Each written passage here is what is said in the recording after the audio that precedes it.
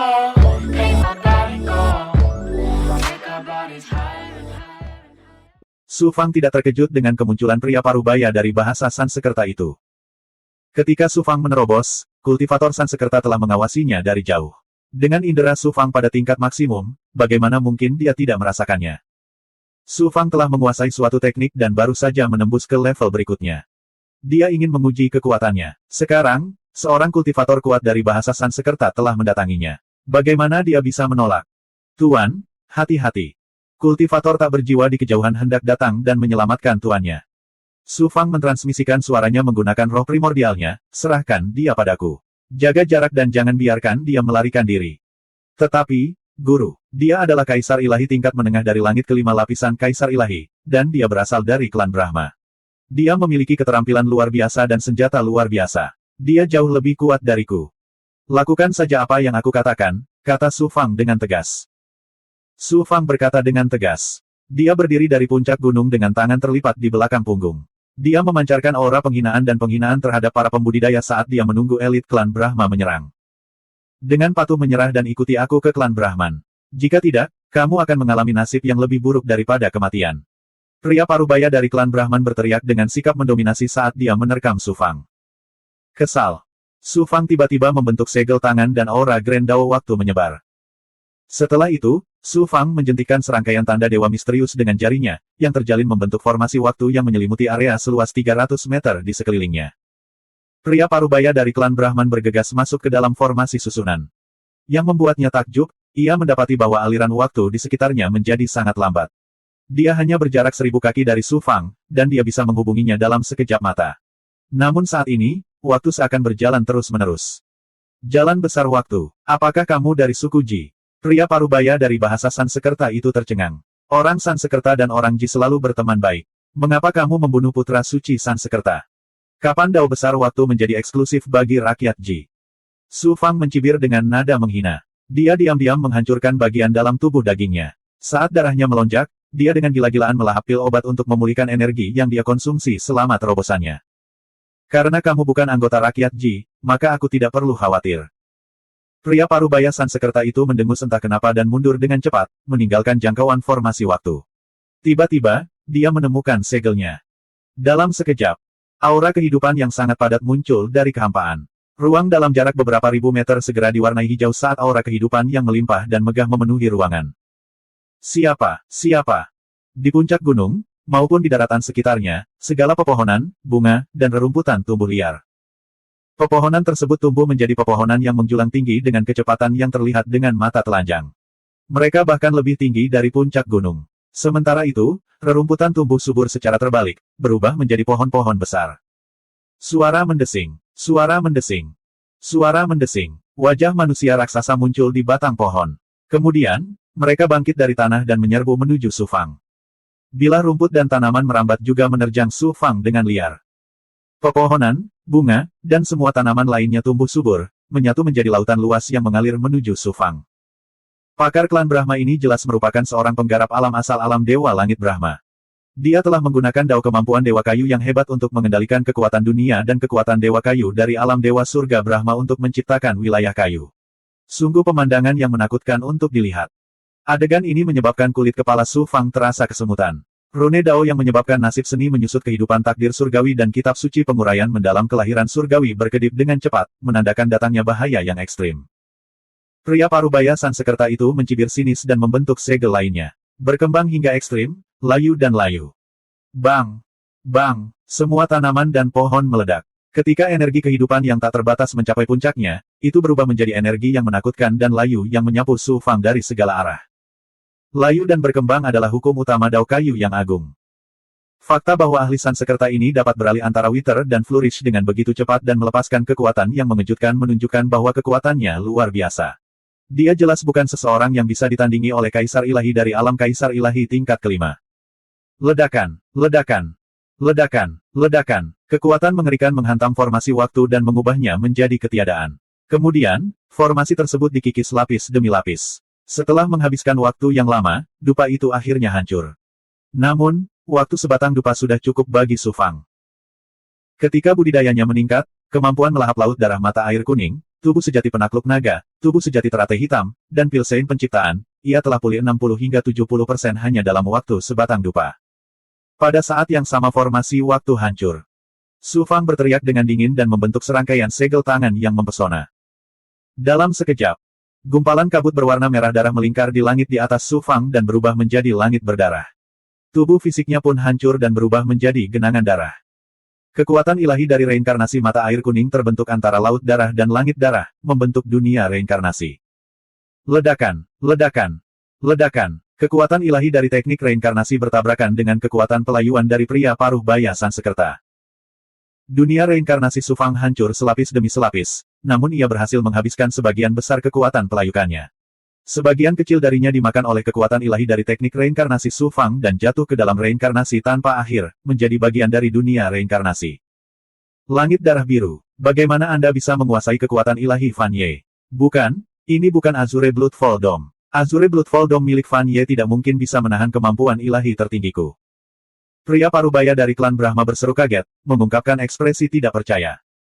Tidak ada yang mustahil. Cakar darah. Sebuah tangan berdarah tiba-tiba terulur dari langit darah dan meraih pria paruh baya dari bahasa Sansekerta. Mendesis, mendesis, mendesis. Gumpalan darah merembes keluar dari pria paruh baya dari bahasa Sansekerta dan diserap oleh cakar darah. Pada saat yang sama, air darah di bawah dengan suara mendesing menyapu dan menutupi Brahman paruh baya dalam jangkauan air darah. Saat laut darah meraung, kekuatan melahap dan kekuatan korosif dari laut darah mata air kuning menghancurkan tubuh ilahinya lapis demi lapis. Ki darah bocor dengan derasnya.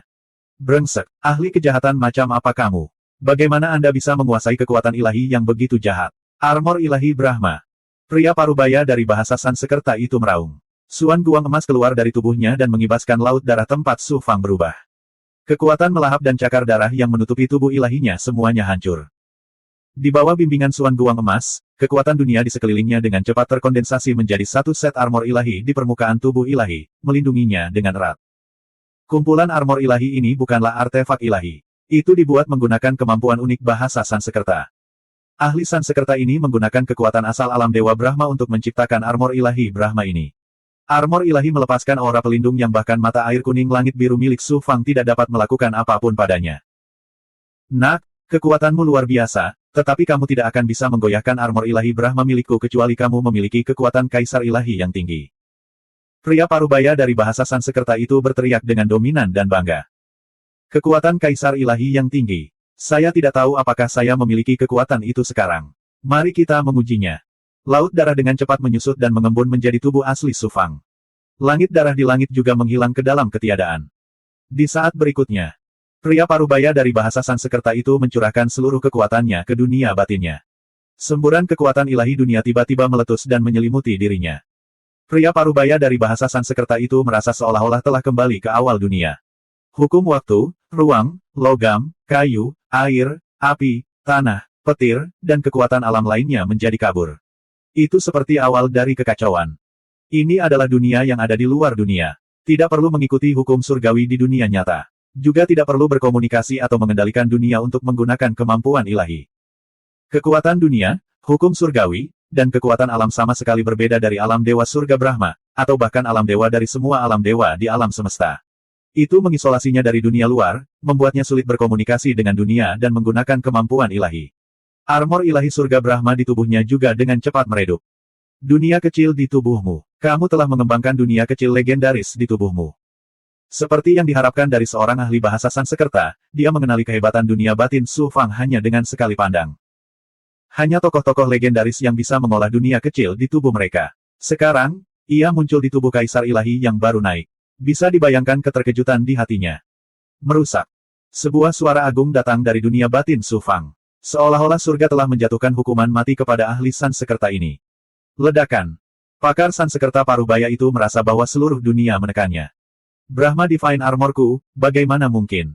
Hanya kaisar ilahi surga pertama, bagaimana dia bisa menghancurkan alam dewa Brahmaku? Ah! Di tengah teriakan tak percaya dari ahli klan Brahma, armor Dewa Brahma hanya bertahan selama belasan napas sebelum dihancurkan oleh dunia Su Fang.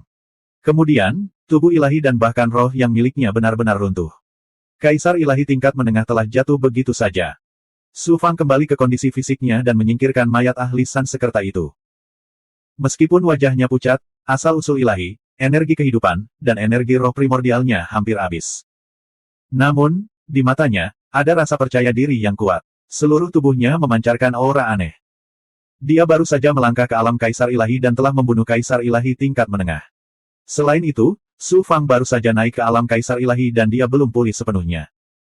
Prestasi seperti itu cukup membuatnya bangga. Setelah naik ke alam kaisar ilahi, dengan peningkatan kultivasinya dan transformasi pohon dunia, kekuatan yang dilepaskan oleh dunia batin Su Fang sudah cukup baginya untuk membunuh siapapun di bawah alam kaisar ilahi tingkat menengah. Jika dia menggunakan senjata ilahi dan kemampuan ilahi lainnya, Su Fang yakin bahwa dia bisa bertarung melawan penguasa alam dari dunia kecil seperti Kun Su.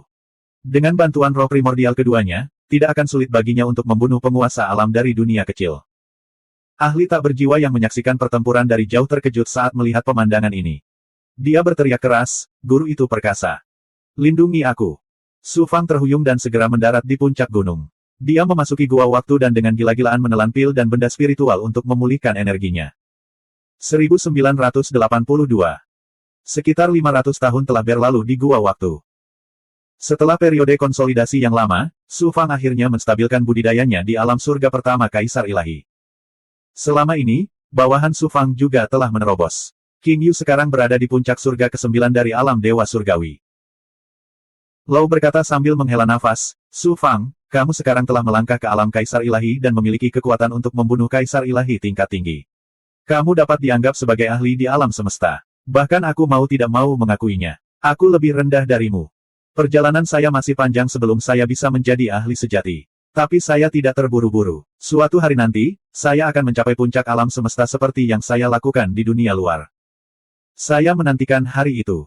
Sudah waktunya untuk kembali." Su Fang menyelesaikan kultivasinya dan perlahan terbang kembali ke Seal Heaven Divine Path. Dia telah mengubah penampilannya menjadi penampilan Fan Ye. Dia sekarang berada di surga pertama alam Kaisar Ilahi, tidak jauh dari kultivasi Fan Ye. Menyamar sebagai Fan Ye, tidak banyak kekurangan dalam budidayanya. Di belakang Su Fang ada seorang pria parubaya. Ahli Sansekerta itulah yang dibunuh Su Fang. Namun, ahli bahasa Sansekerta ini kini menjadi mayat berjalan yang dirasuki roh keduanya yang baru lahir. Dalam perjalanan, Su Fang dengan hati-hati memeriksa cincin penyimpanan ahli Sansekerta dan Fan Ye. Cincin penyimpanan ahli Sansekerta berisi beberapa pil, benda roh, artefak dewa, dan berbagai sumber daya lainnya. Namun bagi Su Fang, yang cukup kaya, itu bukanlah apa-apa. Tampaknya ahli bahasa Sansekerta ini kurang menguasai bahasa Sansekerta. Kalau tidak, dia tidak akan dikirim untuk menjaga Fan Ye, anak dewa yang berada di peringkat 700. Di dalam cincin penyimpanan Fan Ye, tidak banyak sumber daya juga. Fan Ye lahir di alam kecil di alam Dewa Surga Brahma. Latar belakangnya sederhana, jadi dia tidak kaya. Namun, di dalam cincin penyimpanan Fan Ye, Su Fang menemukan pil darah. Itu sangat aneh dan kualitasnya telah mencapai tingkat tertinggi. Dari ingatan Fan Ye, Su Fang mengetahui bahwa pil ini disebut pil darah yang. Itu dimurnikan menggunakan esensi darah dewa yang tak terhitung jumlahnya yang mengolah metode budidaya yang dan berbagai benda roh yang murni. Itu adalah pil tertinggi bagi mereka yang mengolah metode budidaya dao darah dan yang.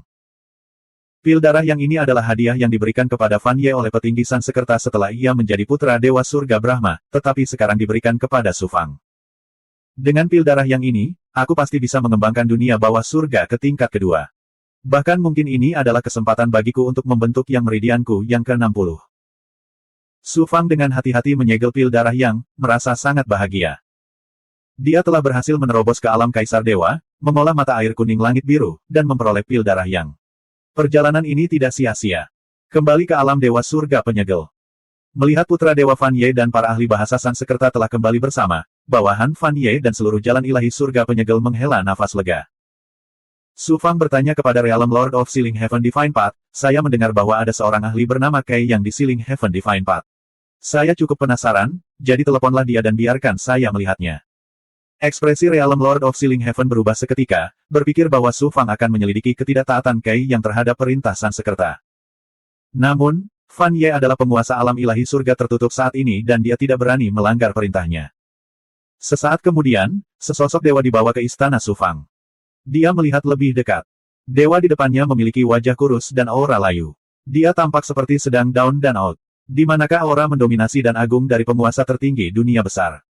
Ada pepatah di dunia fana, setiap anjing mempunyai harinya sendiri. Itu benar. Putra Dewa Kaiyang, yang dulu menganggap Dewa Dunia Besar sebagai semut, kini seperti anjing liar. Dan aku, telah menjadi penguasa nasibnya. Saya hanya perlu membuka mulut dan saya bisa memutuskan hidup dan matinya. Su Fang memandang Kaiyang dengan tatapan merendahkan, dan hatinya dipenuhi dengan emosi. Karena metode kultivasi Fan Ye dan Dao Agung, ditambah dengan latar belakangnya yang rendah, dia telah dipermalukan selama pertumbuhannya. Setelah menjadi anak dewa, dia menunjukkan karakter yang kejam dan kejam. Semua orang di Sealing Heaven Divine Path sudah lama mengetahuinya. Pada saat ini, ditatap oleh Su Fang dengan sangat dingin, Kaiyang tidak bisa menahan gemetar. Bahkan penguasa alam Dewa Surga tertutup merasa khawatir di dalam hatinya, takut anak Dewa Fan Ye yang kejam ini akan menyelesaikan masalah lama dengan mereka. Tuan ilahi Mizar yang sangat menakjubkan di dunia besar kini telah menjadi seekor semut. Tidak ada gunanya menyelesaikan masalah lama. Su Fang menghela nafas dalam hatinya dan memutuskan untuk melepaskan Dewa Mizar. Namun, di masa lalu, Jalan Ilahi Penyegel Surga telah memerintahkan Sekte Azure Cerah Mandat Surga untuk memburu Su Fang berkali-kali. Mereka bahkan menggunakan nyawa keluarga dan teman Su Fang sebagai ancaman. Jika Jalan Ilahi Penyegel Surga tidak membayar harganya, Su Fang tidak akan puas.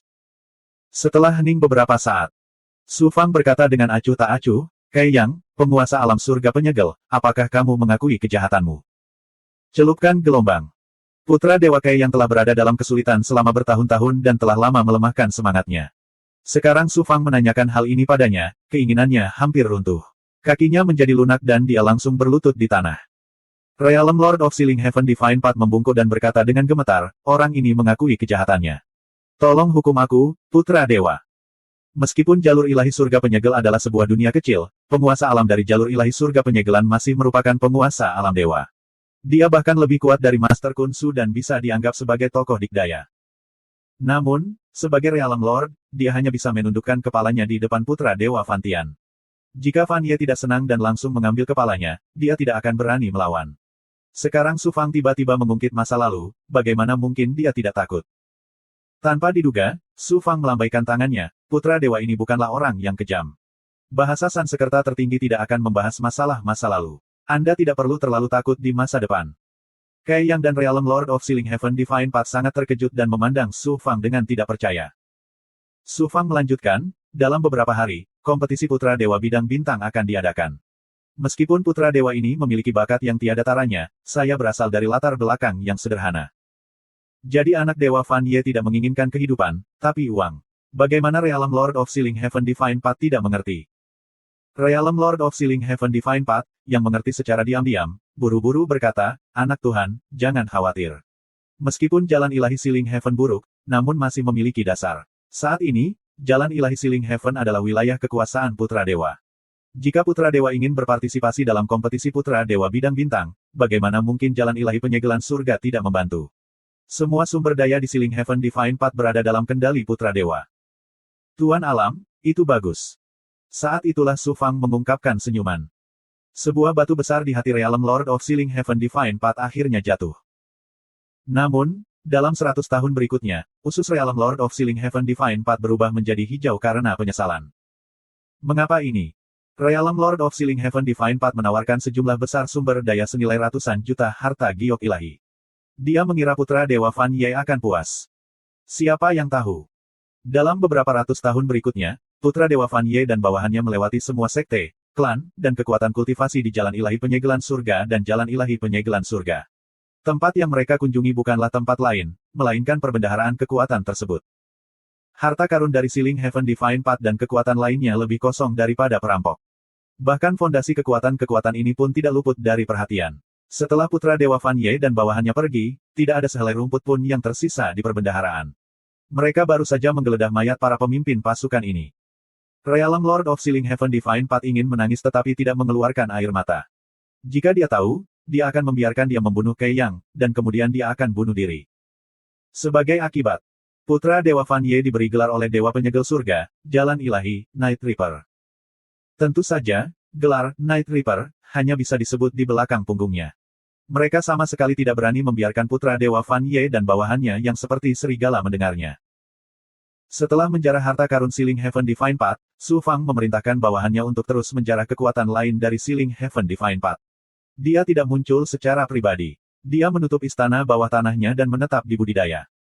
Tentu saja, Harta yang dijarah bawahannya adalah milik Su Fang, dan sisanya adalah milik bawahannya.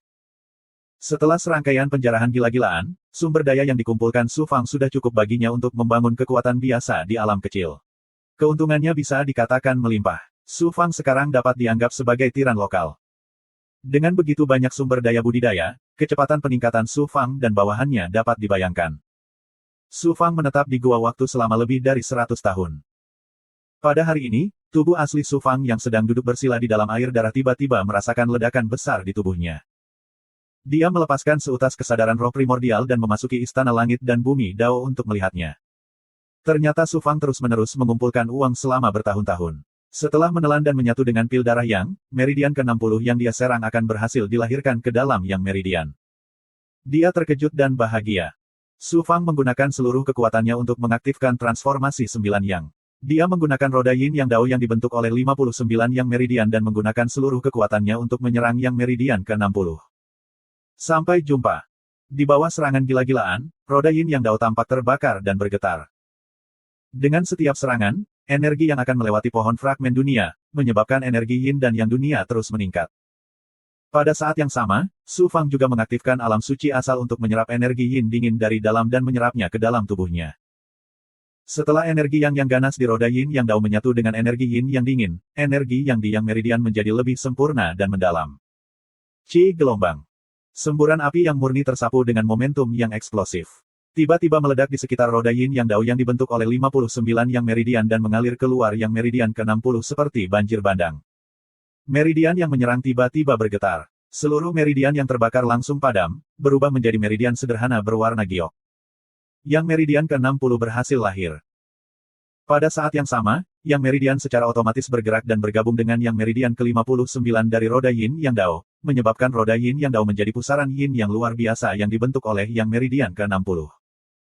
Dengan sedikit mengaktifkan energi Yang, Su Fang sudah bisa merasakan gelombang energi yang sangat besar, dan kuat. Saat ini, energi yang di Yang meridian telah mengalami perubahan kualitatif. Vitalitas dan energi darah di tubuhnya juga telah berevolusi ke tingkat yang baru, dan kekuatan hidupnya menjadi lebih kuat. Yang meridian juga merupakan alam semesta di tubuh Su Fang. Dengan lahirnya Yang meridian baru, dunia kecil di tubuh Su Fang menjadi semakin luas. Aku telah menjarah alam dewa surga penyegel. Saatnya pergi ke alam dewa surga Brahma. 1983. Kembalinya anak dewa Fan Ye ke alam dewa surga Brahma menyebabkan keributan di seluruh alam dewa surga penyegel. Dari penguasa alam surga penyegel hingga sekte dan keluarga besar, semua orang datang untuk mengirimnya pergi. Karena mereka mengirimnya pergi, tentu saja, mereka tidak bisa dengan tangan kosong. Adapun ahli di bawah anak dewa Fan Ye, jika ada di antara mereka yang bertangan kosong atau tidak mengirimkan hadiah yang murah hati, anak dewa Fan Ye akan langsung tinggal di rumah orang tersebut. Alam dewa surga penyegel sekali lagi dilanda kekacauan. Pada akhirnya, Master Alam Surga Penyegel, Sekte, dan kekuatan budidaya tidak punya pilihan selain mengeluarkan kartu as mereka. Akhirnya, anak Dewa Fan Ye tidak perlu merasa kecewa. Semuanya, terima kasih atas keramah tamahan Anda. Saya sangat malu. Saya ingin tinggal beberapa tahun lagi, tetapi kompetisi anak ilahi area bintang sudah dekat, jadi saya tidak akan tinggal lebih lama lagi. Selamat tinggal. Su Fang menangkupkan tinjunya dan berkata kepada orang-orang dari Alam Dewa Surga Penyegel dengan ekspresi enggan di wajahnya. Di tengah permohonan semua orang agar dia tetap tinggal, dia memimpin para ahlinya menuju formasi spasial. Wah, gelombang. Master Alam Surga tertutup dan tokoh besar lainnya dari Alam Dewa Surga tertutup menghela nafas lega. Akhirnya, Night Reaper ini diusir. Jika mereka tinggal di sini selama beberapa ratus tahun lagi, bumi dari Alam Dewa Surga Penyegel mungkin akan terkikis beberapa puluh meter. Night Reaper, ini benar-benar kejam. Su Fang masuk ke dalam formasi dewa sebelum berbalik secara tiba-tiba. Semuanya, sebagai penguasa dunia Dewa Surga tertutup, anak dewa ini harus datang ke sini untuk memeriksanya sesekali. Jika aku datang lagi lain kali, tolong jangan terlalu sopan dengan anak dewa ini. Perlakukan saja aku dengan keramah tamahan yang sama seperti saat ini. Semua orang dari Alam Dewa Surga Penyegel langsung berubah menjadi patung es. Kali ini, Su Fang dengan ceroboh menjarah seluruh Alam Dewa Surga Penyegel, menyebabkan mereka menjadi sangat miskin sehingga mereka harus menjual semua yang mereka miliki. Jika ini terjadi beberapa kali lagi, bukankah Alam Dewa Surga tertutup akan menjadi pengemis? Untuk sementara waktu, Alam Dewa Surga Penyegel dipenuhi dengan kesuraman. Ada juga orang yang marah dan mengeluh kepada eselon atas Alam Dewa Surga Brahma.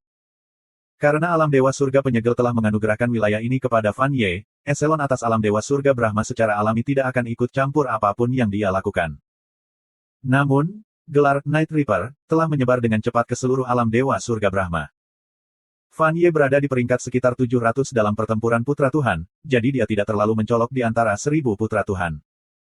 Setelah perjalanan ke alam Dewa Surga Penyegel, reputasi Fan Ye di alam Dewa Surga Brahma telah meroket. Su Fang memasuki alam utama alam Dewa Surga Brahma melalui formasi spasial. Su Fang dan bawahannya diteleportasi ke Sen, di dunia utama. Begitu mereka keluar dari istana tempat formasi teleportasi berada, mereka melihat sebuah menara melayang di langit di atas Sendu. Pagoda ini melayang di udara sejauh 1000 zang. Tingginya 10.000 zang dan memberi orang perasaan bahwa itu bisa mengguncang langit. Pagoda itu bentuknya sederhana dan menampakkan aura kuno. Pagoda tersebut memiliki aura yang sangat kuat, dan diukir dengan pola matahari, bulan, bintang, burung, binatang buas, dan sebagainya, menyebabkan pagoda tersebut menjadi indah dan megah. Menara ini dikenal sebagai Menara Suci Brahma, dan di sanalah garis keturunan utama orang Sansekerta tinggal dan bercocok tanam. Su Fang merasakan gelombang perubahan dan aura mendominasi, seolah-olah dia berhadapan langsung dengan Dao Surgawi. Saat dia melihat Menara Suci Buddha, roh sihir aura ungu di tubuh Su Fang bergetar hebat. Roh asal roh sihir aura ungu, Ahzi, juga menjadi bersemangat dan gelisah. Luo Chu berseru kaget, artefak ilahi penciptaan, ini adalah artefak ilahi penciptaan yang legendaris. Artefak ilahi penciptaan adalah harta karun yang lahir dari kekacauan awal ketika hukum surgawi terbentuk. Itu adalah harta karun yang lahir dari kekacauan utama dan memiliki kekayaan langit dan bumi. Tidak ada yang menyangka bahwa bahasa Sansekerta akan secara terbuka menampilkan artefak ilahi penciptaan di depan dunia. Jelas terlihat seberapa dalam fondasi mereka. Roh primordial kedua Luo Chu mentransmisikan suaranya, dari ingatan ahli Sansekerta tempat saya tinggal, saya mengetahui bahwa Menara Suci Brahma adalah artefak ilahi tertinggi yang lahir dari kekacauan primal. Totalnya ada 999 lantai, dan setiap lantai adalah dunia yang dapat dibandingkan dengan alam kecil. Itu dimodifikasi oleh para ahli Sansekerta dengan kemampuan ilahi tertinggi untuk menampung anggota klan Sansekerta. Semakin tinggi lantainya, semakin tinggi tingkat dunia di dalam pagoda, dan semakin tinggi pula status anggota klan yang tinggal di dalamnya. 999 lantai, dan setiap lantai adalah dunia. Ini berarti bahasa Sanskerta mengendalikan hampir 1000 alam dewa di Menara Suci Brahma saja. Termasuk alam kecil lainnya di alam Dewa Surga Brahma, kekuatan Sanskerta sungguh mengejutkan. Sansekerta, luar biasa kuatnya. Su Fang hanya bisa menghela nafas dengan takjub. Apa yang kamu takutkan setelah menyaksikan kekuatan bahasa Sansekerta? Luo bertanya sambil tersenyum. Takut, tentu saja, saya sedikit takut, tetapi saya sangat menantikannya. Jika saatnya tiba ketika saya dapat menginjak-injak ras dewa seperti ini di bawah kaki saya dan mengambil artefak ilahi penciptaan ini untuk diri saya sendiri, betapa menariknya hal itu. Kamu benar-benar berani. Namun, saya yakin Anda akan mampu melakukannya suatu hari nanti. Suara mendesing gelombang. Su Fang menenangkan napasnya dan mengeluarkan token anak dewa Fan Ye dari cincin penyimpanannya. Kekuatan misterius dari Menara Brahma Sein menarik Su Fang ke puncak Menara Brahma Sein. Para ahli boneka dikendalikan oleh roh primordial keduanya dan puluhan bawahannya mengikuti di belakang Su Fang. Ketika mereka mencapai ketinggian hampir 700 lantai, Su Fang dan bawahannya tiba di depan pintu menara. Tingkat menara ini adalah tempat di mana hanya anggota inti bahasa Sansekerta yang dapat tinggal. Ini menunjukkan betapa pentingnya bahasa Sansekerta bagi anak dewa surga Brahma. Saat Su Fang hendak mengaktifkan token dan membuka pintu untuk memasuki dunia di dalam menara, suara dingin, arogan, dan mendominasi terdengar dari samping. Fan Ye, apa hak budak rendahan sepertimu untuk tinggal di sini? Serahkan tokennya dan enyahlah ke tempat di mana para budak seharusnya tinggal. Su Fang mengangkat alisnya dan menoleh. Selusin dewa muda perlahan-lahan terbang dari langit. Para dewa ini mengenakan jubah putih dengan pola menara suci Brahma yang dijalin dengan tanda dewa. Itu adalah pakaian unik para dewa dengan garis keturunan Sansekerta. Orang yang berbicara adalah seorang pemuda jangkung dan tegap. Dia memiliki ekspresi arogan di wajahnya, seolah dia tak tertandingi di dunia. Penggemar Meng. Su Fang mengetahui nama pemuda Sansekerta ini dari ingatan Fan Ye. Dia juga mengetahui tentang dendam antara dia dan Fan Ye. Sebenarnya, itu bukanlah sebuah dendam. Fan Ye lahir di alam kecil yang dikendalikan oleh cabang Sansekerta Fan Meng. Di mata anggota garis keturunan utama Sansekerta seperti Fan Meng, Fan Ye terlahir rendahan dan tidak berbeda dengan seorang budak. Namun, selama pertempuran anak dewa di alam Dewa Surga Brahma, Fan Ye tiba-tiba muncul entah dari mana dan berusaha mencapai puncak. Selama kompetisi, Fan Meng dan Fan Ye pernah bersilangan pedang satu kali. Pada akhirnya Fan Meng mengalami kekalahan telak di tangan Fan Ye. Pada akhirnya, Meskipun Fan Meng cukup beruntung menjadi anak Dewa Surga Brahma, dia menduduki peringkat 900, jauh di belakang Fan Ye. Tentu saja, Fan Meng membenci Fan Ye. Setelah pertempuran anak dewa, dia memprovokasi Fan Ye sekali. Sayangnya, keahliannya lebih rendah dan dia terluka parah oleh Fan Ye. Dia tidak menyangka akan datang memprovokasi dia lagi. Su Fang tidak ingin menimbulkan masalah, jadi dia mengabaikan Fan Meng dan menuangkan energinya ke dalam token anak dewa. Kamu budak anjing, bukankah kamu sombong? Mengapa kamu bertingkah seperti orang lemah hari ini? Ketika Fan Meng melihat bahwa Fan Ye tidak menanggapi, dia terkejut. Dalam kesannya, Fan Ye adalah orang barbar yang brutal, mirip dengan Dao Iblis dan Dao Jahat. Kapan dia pernah menelan amarahnya? Beri aku token anak dewa. Fan Meng menerkam ke arah Su Fang seperti sambaran petir, disertai suara guntur saat dia berlari. Para ahli Su Fang tidak berani terlibat dalam perselisihan antara anak dewa dan mundur ke samping. Para ahli Sansekerta yang dikendalikan oleh roh primordial kedua tidak berani bertindak gegabah tanpa perintah Su Fang. Saat Su Fang ragu apakah akan menyerang atau tidak, gelombang suara menyebar. Semakin kuat ras dewa, semakin kejam konflik antar klan. Jika Anda bersikap lemah sekarang, orang akan mengira Anda lemah dan bisa ditindas. Ini tidak sesuai dengan kepribadian Fan Ye dan akan menimbulkan kecurigaan. Su Fang tidak ragu-ragu lagi. Dia berbalik, membentuk segel tangan, dan meraih dengan tangan kanannya. Siapa? Gelombang kekuatan Dewa Reinkarnasi tiba-tiba meledak, membentuk kekuatan isap yang kuat yang menyebabkan darah Fan Meng keluar dari 7 lubang dan pori-porinya. Cahaya ilahi Fan Meng berubah dan guntur bergemuruh. Dia mundur seperti sambaran petir, melarikan diri dari kekuatan suci Su Fang.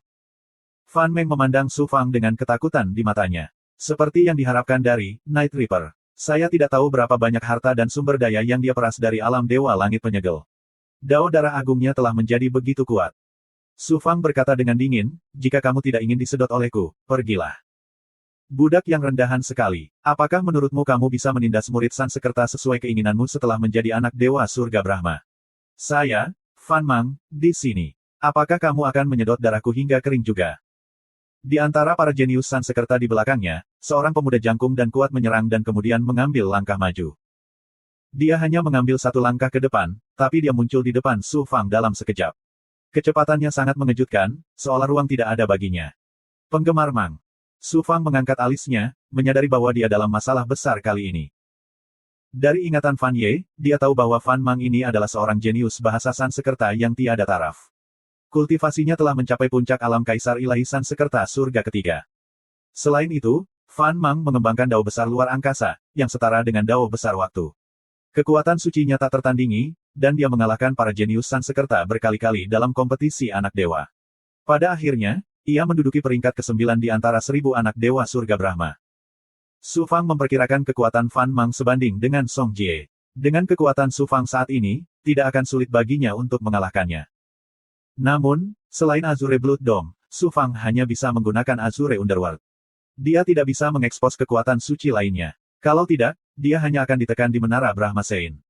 Su Fang tidak punya pilihan selain menundukkan kepalanya. Fan Ye tidak berani. Ci. Fan Mang melancarkan pukulan. Kemanapun pukulannya pergi, aura Great Dao of Space tetap ada. Ruang di sekitarnya bergetar hebat, dan kekosongan itu hancur. Kemudian, ia pulih dengan cepat. Itu adalah pemandangan yang menakutkan. Ledakan. Pukulan ini mengabaikan jarak di antara mereka. Sebelum Su Fang sempat bereaksi dan berpikir untuk menghindar, pukulan itu mendarat di dadanya. Kekuatan spasial yang menakutkan membentuk kekuatan yang dapat menghancurkan segalanya. Tubuh Su Fang hancur selapis demi selapis. Darah berceceran di mana-mana. Daging dan darahnya dipelintir menjadi kabut, dan kemudian dengan cepat ditelan oleh ruang yang hancur. Sebuah lubang seukuran mangkuk muncul di dada Su Fang. Daging dan tulangnya hilang, dan organ dalamnya terlihat jelas. 1984. Setelah melukai Su Fang, sosok Fan Mang berkedip-kedip dan dia sudah berada 30 meter jauhnya ketika dia muncul kembali. Seorang budak akan selalu menjadi budak. Jangan mengira kamu berada di atas klan Sansekerta hanya karena kamu cukup beruntung menjadi anak dewa surga Brahma. Biarpun kamu menjadi anak dewa alam bintang, kamu tetaplah budak bahasa Sansekerta. Fan Mang berkata dengan anggun, aura mendominasi muncul secara spontan. Su Fang mengedarkan energi darahnya dan diam-diam mendesak kekuatan Yin dan Yang untuk menghapus dan melarutkan energi spasial yang meresap ke dalam tubuhnya. Saat energi darahnya melonjak, setengah dari lukanya sembuh dengan cepat, tetapi masih terlihat seperti darah yang berantakan. Dengan kemampuan pemulihan Su Fang saat ini, cedera seperti ini dapat disembuhkan dalam sekejap. Namun, Agar tidak menimbulkan kecurigaan, dia hanya bisa menyembuhkan setengah dari lukanya. Fan Mang melanjutkan, ini hanya hukuman ringan. Jika ada waktu berikutnya, gua tempat tinggalmu adalah hadiah dari petinggi klanku. Anak Tuhan ini hanya akan mengizinkanmu menggunakannya selama beberapa hari. Adapun kekayaan dan sumber daya yang Anda rampas di alam Dewa Surga Penyegel, beri saya 90%. Menurut Anda, siapakah Anda yang begitu kejam dan tanpa ampun hingga menjara alam kecil di bawah alam Dewa Surga Brahma? 90% kekayaan dan sumber daya. Su Fang mendengus tanpa alasan saat matanya bersinar dengan cahaya merah darah. Pakar Sansekerta yang tinggal di roh primordial kedua berkata dengan dingin, Fan Mang, jangan melangkah terlalu jauh. Fan Ye sekarang adalah anak Dewa Surga Brahma dan berada di bawah perlindunganku. Bagaimana saya bisa membiarkan Anda menindasnya di depan saya? Jika Anda berani bertindak sembarangan, saya akan melaporkan hal ini kepada atasan. Tidak peduli seberapa hebat identitas Anda tidak akan bisa lolos dari hukuman. Fan Mang samar-samar merasakan rasa takut saat melihat ahli dari klan Brahma ini. Dia mengangkat alisnya dan mencibir, kamu cukup setia, bukan? Baiklah, aku akan memberimu wajah dan hanya meminta 70% dari sumber daya yang dijarah Fan Ye di alam Dewa Surga Penyegel. 70%. Jangan pernah berpikir untuk mendapatkan sehelai rambut pun. Su Fang berteriak dengan dominan. Swosh swosh swosh. Ratusan rune melayang di depan Su Fang, melepaskan fluktuasi energi yang menakutkan dan aura beracun. Fan Mang dan yang lainnya terkejut dan mundur. Fan Meng berteriak dengan marah, Fan Ye, apakah kamu gila? Singkirkan jimatnya. Yang terburuk, kita akan bertarung sampai mati. Jangan pernah berpikir untuk mengambil apa yang menjadi milikku, Fan Ye. Mata Su Fang bersinar karena kekejaman dan kegilaan. Orang ini benar-benar orang gila yang ceroboh. Fan Mang tidak bisa menahan diri untuk tidak mengerutkan kening. Ini adalah menara suci Sansekerta. Jika orang gila ini benar-benar mengaktifkan begitu banyak simbol rahasia, bahkan jika dia tidak bisa melukai Fan Ye, itu pasti akan menimbulkan keributan besar. Jika petinggi Sansekerta diberitahu, Fan Ye tidak akan bisa lolos dari hukuman, dan dia juga tidak akan bisa lepas dari tanggung jawab. Aku tidak menyangka kamu menjadi karakter yang kejam. Aku meremehkanmu sebelumnya. Aku tidak akan menjadi gila denganmu. Jaga saja harta yang telah kamu rampas. Saya khawatir Anda tidak akan dapat menggunakannya meskipun Anda memiliki nyawa untuk mengambilnya. Fan Mang berbicara dengan ekspresi mematikan di wajahnya, lalu dia berbalik dan menghilang ke dalam kehampaan. Fan Ye, apakah kamu masih memimpikannya kolam Fan Sein 500 tahun kemudian? Berhenti bermimpi. Pada saat itu, anak dewa yang berperingkat lebih rendah berhak menantang anak dewa yang berperingkat lebih tinggi untuk menentukan urutan masuk ke kolam Fan Sein. Pada saat itu, aku akan menantangmu. Bahkan jika aku tidak membunuhmu, aku akan membuatmu cacat. Lupakan tentang memasuki kolam Fan Sein, aku bahkan akan mencabut status anak dewamu. Fan Meng berkata sambil tersenyum sinis dan menunjuk ke arah Su Fang. Kemudian, dia pergi bersama murid Sansekerta lainnya karena malu. Penggemar Mang, aku, Su Fang, akan mengingatmu karena telah melukaiku kali ini. Mata Su Fang sedingin es. Adapun Fan Meng, Su Fang tidak peduli sama sekali. Alasan dia begitu sombong pasti karena dia punya sesuatu untuk diandalkan, tapi Su Fang tidak peduli sama sekali. Bawahan Fan Ye awalnya adalah murid biasa bahasa Sansekerta. Setelah Fan Ye menjadi anak Dewa Surga Brahma, mereka bergabung dengannya, berharap bisa memanjat pohon besar ini dan mendapatkan manfaat.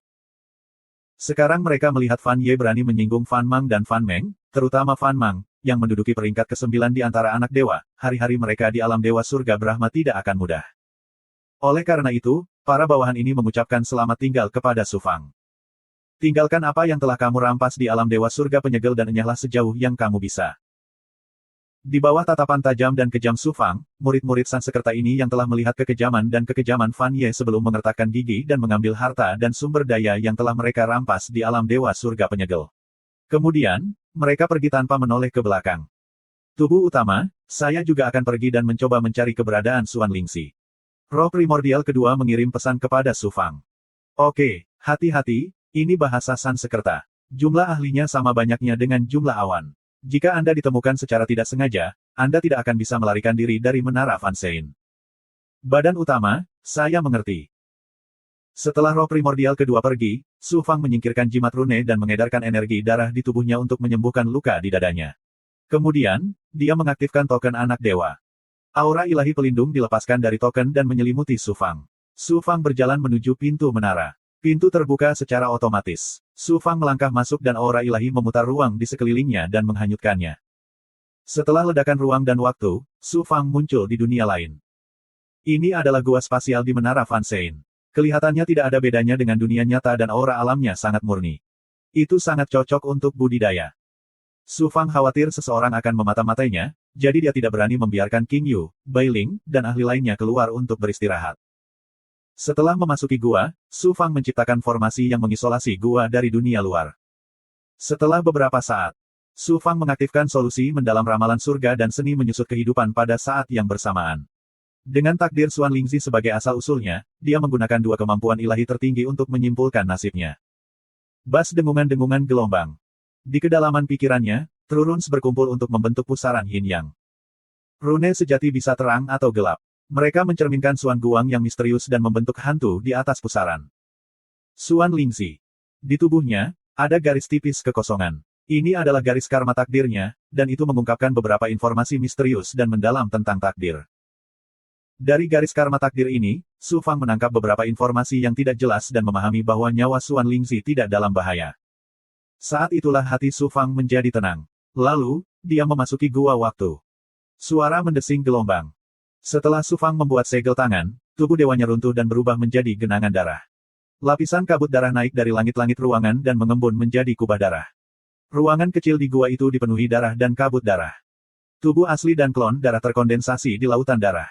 Kemudian, semua jenis pil dan benda spiritual dilahap habis-habisan oleh darah seolah-olah semuanya gratis.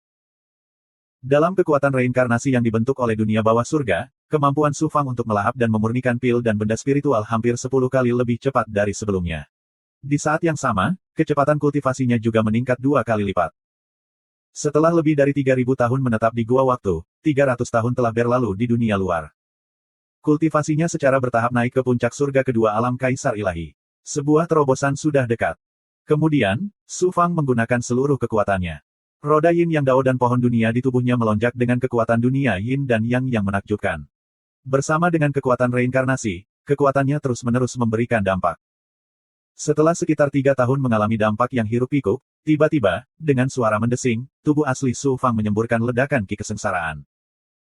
Ketika Su Fang menyingkirkan air darah dan kubah darah, memadatkan tubuh fisiknya dan terbang keluar dari gua waktu, tubuhnya langsung mulai terbakar hebat, membentuk momentum yang membara. Api ilahi 9 matahari dan awan api ilusi juga terbakar pada saat yang sama, melelehkan tubuh dewanya dari dalam keluar. Dalam keadaan terbakar yang menakjubkan, Su Fang merasa dirinya terbakar abis hingga menjadi ketiadaan, seolah-olah dia tidak ada di antara langit dan bumi. Pembakaran seperti ini berlangsung lebih dari 3 bulan. Ketika api kesengsaraan perlahan menghilang, Su Fang merasakan keberadaannya lagi, dan pada saat yang sama, tubuh dewanya mengantarkan transformasi. Setiap sudut tubuh ilahinya memiliki 2 tanda surgawi, dan auranya tidak lagi berada di surga pertama, tetapi di surga kedua. Dia telah naik 1 level lagi, ke surga kedua dari alam Kaisar Ilahi. Dia terus mempertahankan kondisi kultivasinya, terus-menerus menerobos ke alam surga kedua Kaisar Ilahi, dan menstabilkan wilayahnya. Transformasi 9 matahari 9 dan teknik lainnya juga sedang dalam proses pengembangan dan peningkatan. Terutama surga dunia bawah. Karena perpaduan kubah darah dunia bawah surga dan laut darah dunia bawah, reinkarnasi sejati terbentuk. Kekuatan reinkarnasi bahkan lebih kuat, dan kecepatan peningkatannya sangat mencengangkan. Saat Su Fang berkultivasi, bawahannya di dunia di dalam tubuhnya dan di pagoda 6 Jalan Xuan Huang juga menerima sumber daya berlimpah yang belum pernah mereka miliki sebelumnya. Mereka terus meningkat seiring Su Fang menjadi lebih kuat. Selama Su Fang berkultivasi, tidak ada yang datang mengganggunya. Temperamen Fan Ye kejam, dan dia tidak punya teman. Tentu saja, tidak ada yang datang mengunjunginya, dan Su Fang juga menjadi diam. Berdengung, berdengung. Pada hari ini, Su Fang tiba-tiba mengangkat alisnya dan mulai membentuk segel, melepaskan kekuatan roh primordial yang menakjubkan. Saya telah menemukan keberadaan Xuan Lingzi.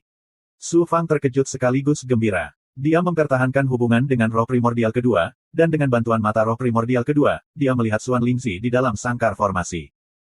Ternyata, setelah Xuan Lingzi dibawa ke bahasa Sansekerta oleh Senza Tianjun, dia tidak diperlakukan sebagai orang penting.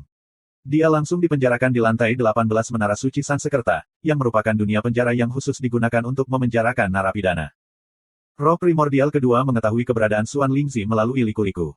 Menggunakan kekuatan roh primordial Night Demon, segel penyerap jiwa dewa yang menawan, dia mengendalikan banyak ahli Sansekerta yang menjaga lantai 18 penjara.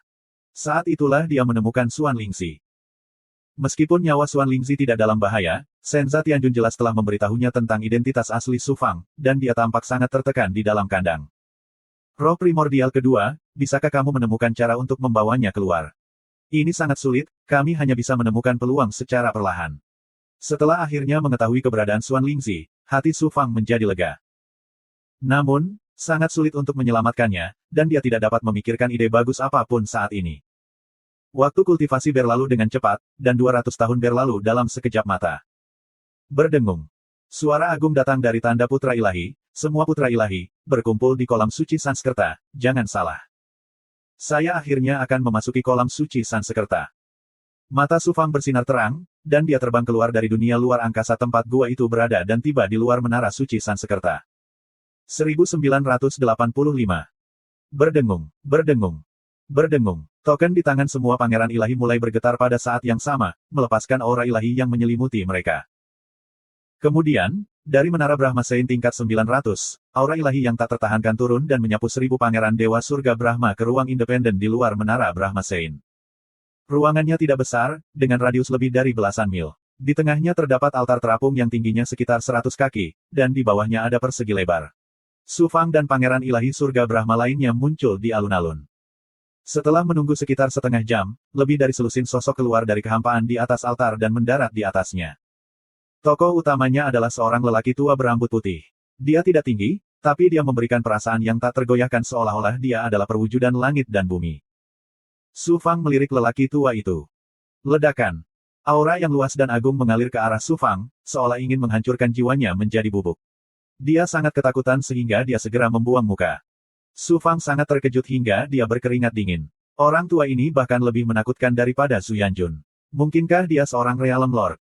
Suara Luo datang dari Time Cave Abode. Dia bukan Realm Lord, tapi dia tidak jauh dari Realm Lord. Dia seharusnya menjadi salah satu pemimpin bahasa Sanskerta. Orang ini sangat kuat, jadi sebaiknya Anda berhati-hati. Jika dia menemukan sesuatu, Anda tidak akan bisa melarikan diri darinya bahkan jika Anda memiliki pesawat ulang-alik pelangi pemecah langit. Su Fang tidak berani gegabah. Dia menyegel segala sesuatu di tubuhnya yang tidak sesuai dengan identitas Fan Ye, lalu menggunakan teknik penyusutan kehidupan untuk menyembunyikan dirinya. Lalu, dia melihat yang lain. Di belakang lelaki tua berambut putih itu, ada lebih dari selusin ahli. Semuanya sekuat Star Below Realm Lord, dan salah satunya sebanding dengan Su Yanjun. Jelas sekali betapa kuatnya bahasa Sanskerta. Dan inilah yang dia lihat di permukaan. Ras dewa kuno seperti bahasa Sanskerta memiliki dasar yang dalam, jadi bagaimana mungkin mereka tidak menyembunyikan kekuatan mereka. Ada juga seorang gadis yang kelihatannya berusia sekitar 17 atau 18 tahun. Dia sangat menarik perhatian di antara para ahli ini. Gadis itu mengenakan gaun hitam ketat yang menonjolkan sosok anggunnya. Matanya hitam dan cerah, dan wajahnya tanpa cacat. Rambut hitamnya seperti air terjun. Gadis itu memiliki aura yang sangat halus dan halus yang membuat pria manapun sulit untuk memalingkan muka. Ini adalah pertama kalinya Su Fang melihat gadis yang tiada taranya. Dari segi penampilan, dia bahkan lebih cantik dari Xuanxin. Namun, dia dan Xuanxin adalah dua tipe yang berbeda. Yang satu penuh misteri, yang satu lagi sakral dan dingin. Tingkat kultivasi wanita itu sungguh mencengangkan. Dia berada di puncak lapisan Kaisar Ilahi yang ke-9.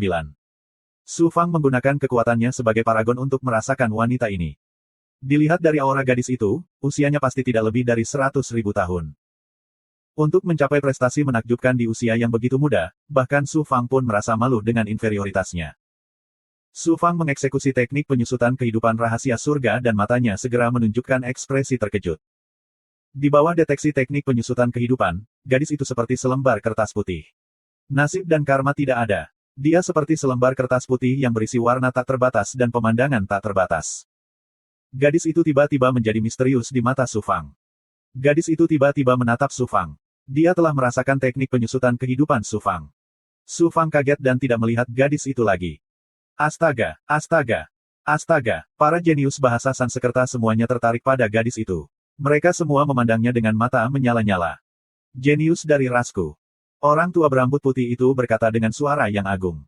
Itu seperti deru lonceng, mengguncang darah dan jiwa ribuan pangeran ilahi. Mereka segera terbangun. Ini pertama kalinya banyak dari Anda melihat saya. Saya adalah patriark Anda. Saya telah mengumpulkan Anda di sini untuk memberi Anda kesempatan tertinggi untuk memasuki kolam suci Sanskerta. Ternyata lelaki tua berambut putih itu adalah patriark Sanskerta. Tidak heran dia memiliki kekuatan yang luar biasa. Kolam suci Sanskerta adalah tempat suci yang dibuat dengan setetes sari darah nenek moyang saya. Itu adalah tempat suci yang dibuat dengan segala jenis benda spiritual langit dan bumi. Bahkan saya baru memasuki kolam suci Sansekerta sekali dalam hidup saya. Anda dapat melihat betapa berharganya kesempatan untuk memasuki kolam suci Sansekerta. Untuk memamerkan kekuatan ras Brahma saya di kompetisi anak dewa wilayah bintang mendatang, kalian semua telah memperoleh kekayaan yang luar biasa. Segera setelah Patriark Sansekerta selesai berbicara, terjadilah diskusi yang ramai di bawah. Semua pangeran ilahi sangat bersemangat. Mata Su Fang bersinar dengan kilau yang sehat dan segar.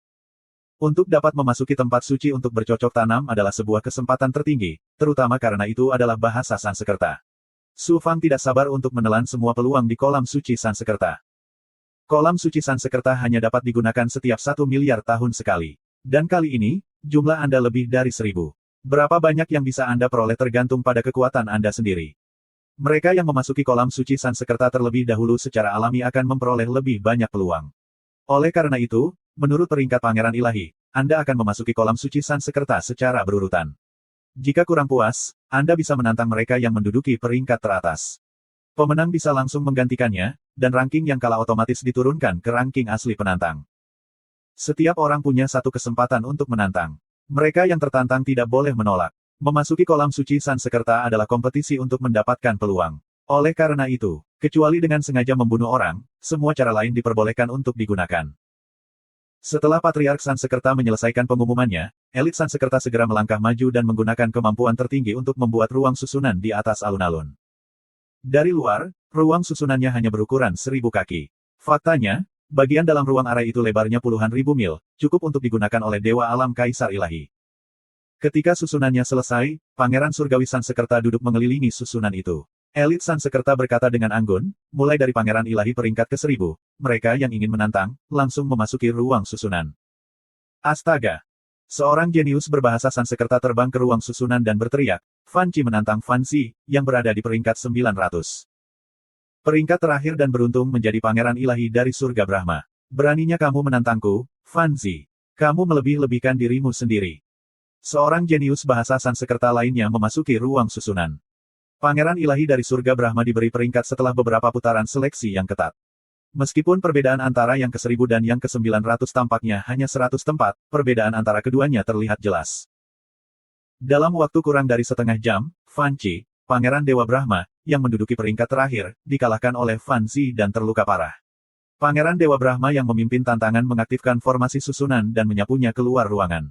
Segera, Pangeran Brahma Ilahi maju untuk mengobati luka-lukanya. Hasil ini seperti seember air es yang dituangkan ke atas kepala mereka. Banyak pangeran ilahi dari surga Brahma yang menyerah pada gagasan menantang. Setelah itu, banyak jenius bahasa Sansekerta lainnya yang menantang pangeran ilahi yang berperingkat lebih tinggi. Namun, kesenjangan antar peringkat tidak terlalu besar. Meski begitu, sangat sedikit dari mereka yang menang. Seorang jenius berbahasa Sansekerta memasuki ruang susunan dan menunjuk ke arah Su Fang, yang sedang duduk bersila di alun-alun, dan berteriak dengan dominan, Fan Ye, bangun di sini. Jenius bahasa Sansekerta yang menantang Su Fang adalah Fan Meng. Su Fang menyentuh ujung hidungnya dan tersenyum tipis. Dia berdiri dari tanah dan berjalan dengan tenang ke dalam ruang susunan. Banyak pangeran ilahi di alun-alun yang saling berbisik.